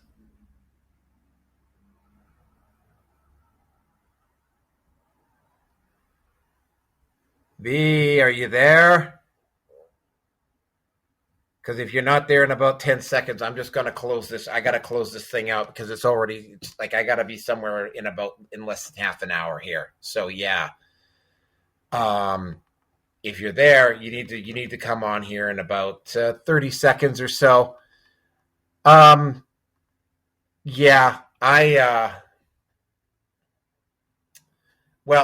just get my part of this over, and if V shows up, then I will give him the final word here. Okay. my initial response to this was like, whoa. And then I saw what was going on big picture. And like I say, we're over 3 hours on this, which is the reason why I had to move this in as a separate topic tonight. Because if I had kept this on 359, we would have been here all night. The whole situation with this is that, I mean, we have seen, and I've seen videos of the amount of death threats coming against conservative commentators going up. I am currently, and as I'm dealing with right now, and I had noticed this on the uptick earlier, what you're beginning to see, and what I was starting to see big picture here, was the fact that, you know, leftists, feminists, wokesters coming online on social media and coming onto sites, and they weren't what would usually happen, and this was even happening with the women, is that when I was dealing with a woman like this online, she would come online, she'd scream and yell incoherently, and then she would get called out, and then she would back off, right? Or you would get these guys that would come, these white knights that would come in, and they would scream and yell incoherently and make these big, bad, bold, brave statements, and then they would back the fuck off because they would get called out. I've been seeing this on the rise, but one thing I have seen a rise of significantly on Twitter, Facebook, Instagram, you name it. Hollywood celebrities getting called out, people being hateful, like apparently Destiny is in serious goddamn trouble now. I'm not seeing people on the political right being nice and polite about this stuff anymore. And I'm seeing the woke crowd really coming out much harder than I have seen them come out on anything else before. And misrepresentation, twisting of the facts, playing the race card, you name it, they've done it in the past. They've done it in the past 10 days. And they don't just go away. When I'm currently dealing with a guy right now on Facebook, like I have knocked this stupid motherfucker out, right? Now, again, the internet is not like, say, the internet is not like, say, a street fight where if somebody gets knocked out, they damn well know they've been knocked out. That is not the situation here. Some people are just too stupid to know, but I mean, that's the thing I've noticed a significant rise of in the last 10 days is a rise. Levy, unmute yourself the moment you come on, because I need to know, because if you're not unmuted by the time I'm done, I'm going to have to end the show, by the way, just so you know. The whole situation is that they've come out swinging really fucking hard, right? I think it's like, oh, there you are. Okay, D. All right, D. Yep. I'm closing thoughts, and then I have to do my closing thoughts, and then we're done. I'm at the point right now of that. So yeah, closing thoughts, and then I have to do closing thoughts, and then I'm going to have to wrap this up. Well, closing thoughts. Well, I'm thinking, it's conquer and divide. It's the same thing that we're hearing every day. That's what you're hearing. That's what you're hearing. That's what everybody's saying. That's what we're seeing. That's what we're seeing. That's what we're feeling. Okay, it's every day. We're consuming this. It's shredding us up inside. Okay, it's dividing people, and it's dividing people individually.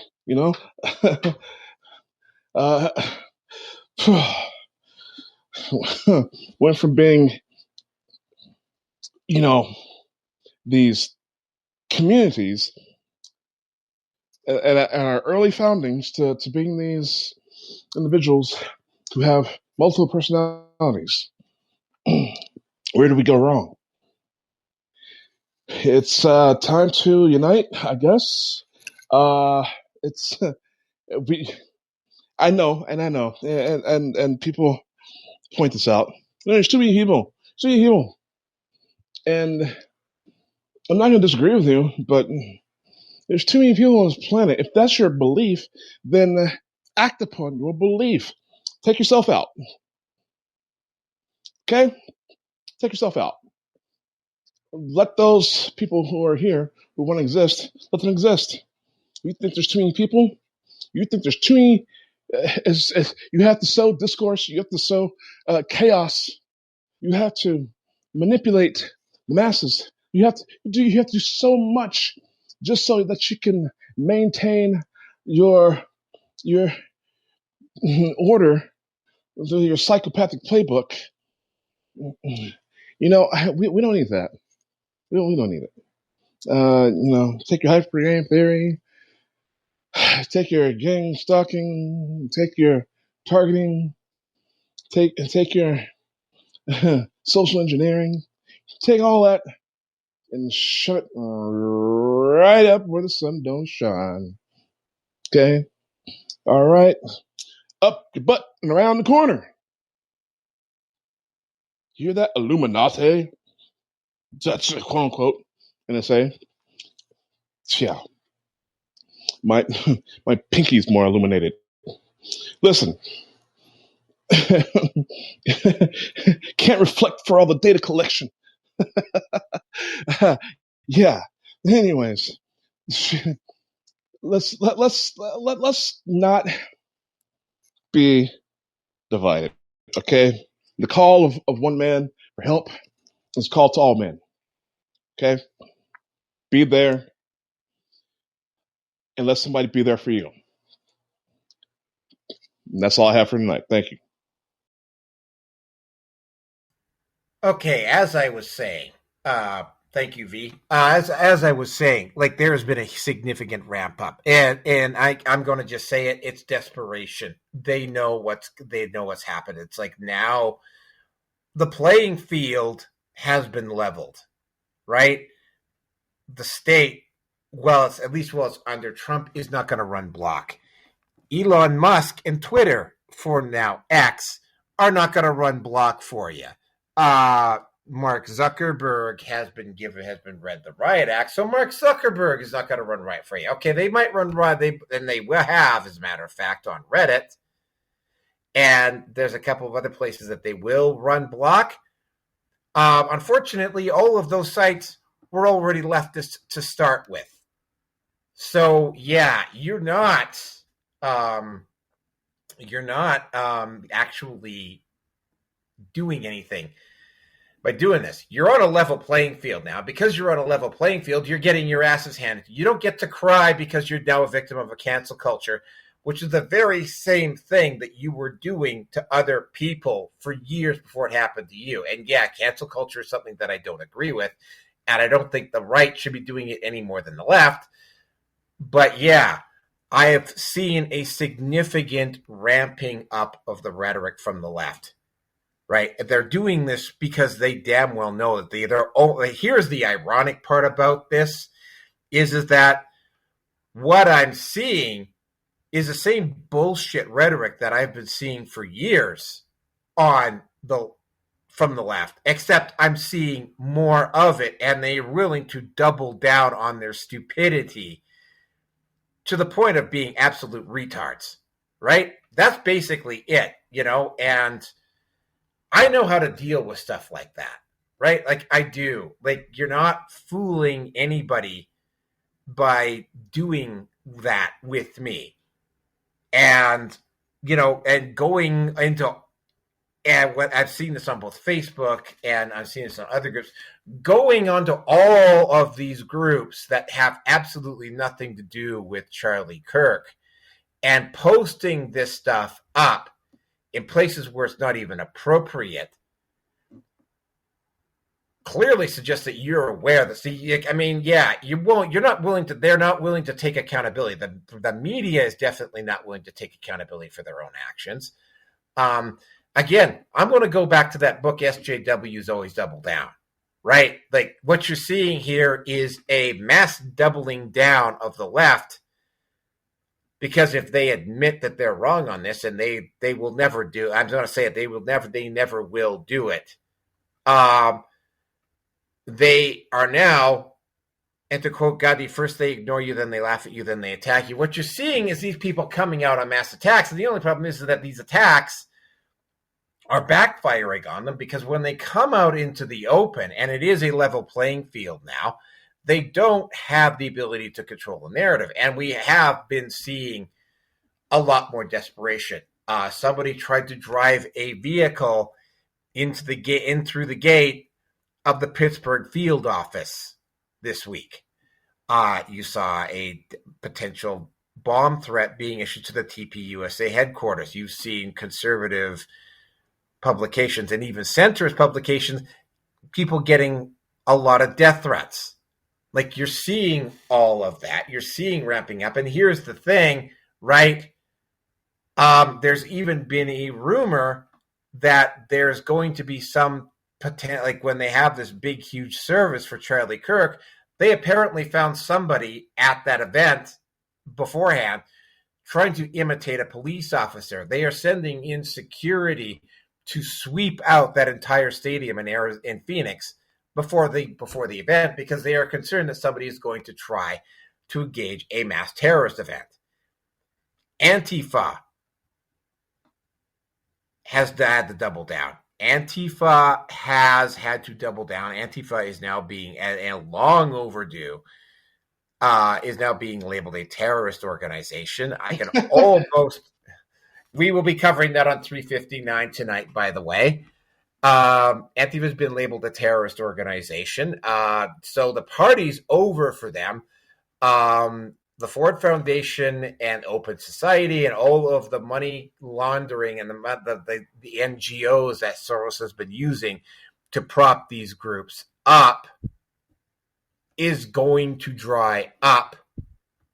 And again, right, the money that has been going to these leftist professors at universities trying to effectively break this country down or have a controlled demolition of the United States and Canada too, and the world, that money is going to start to dry up.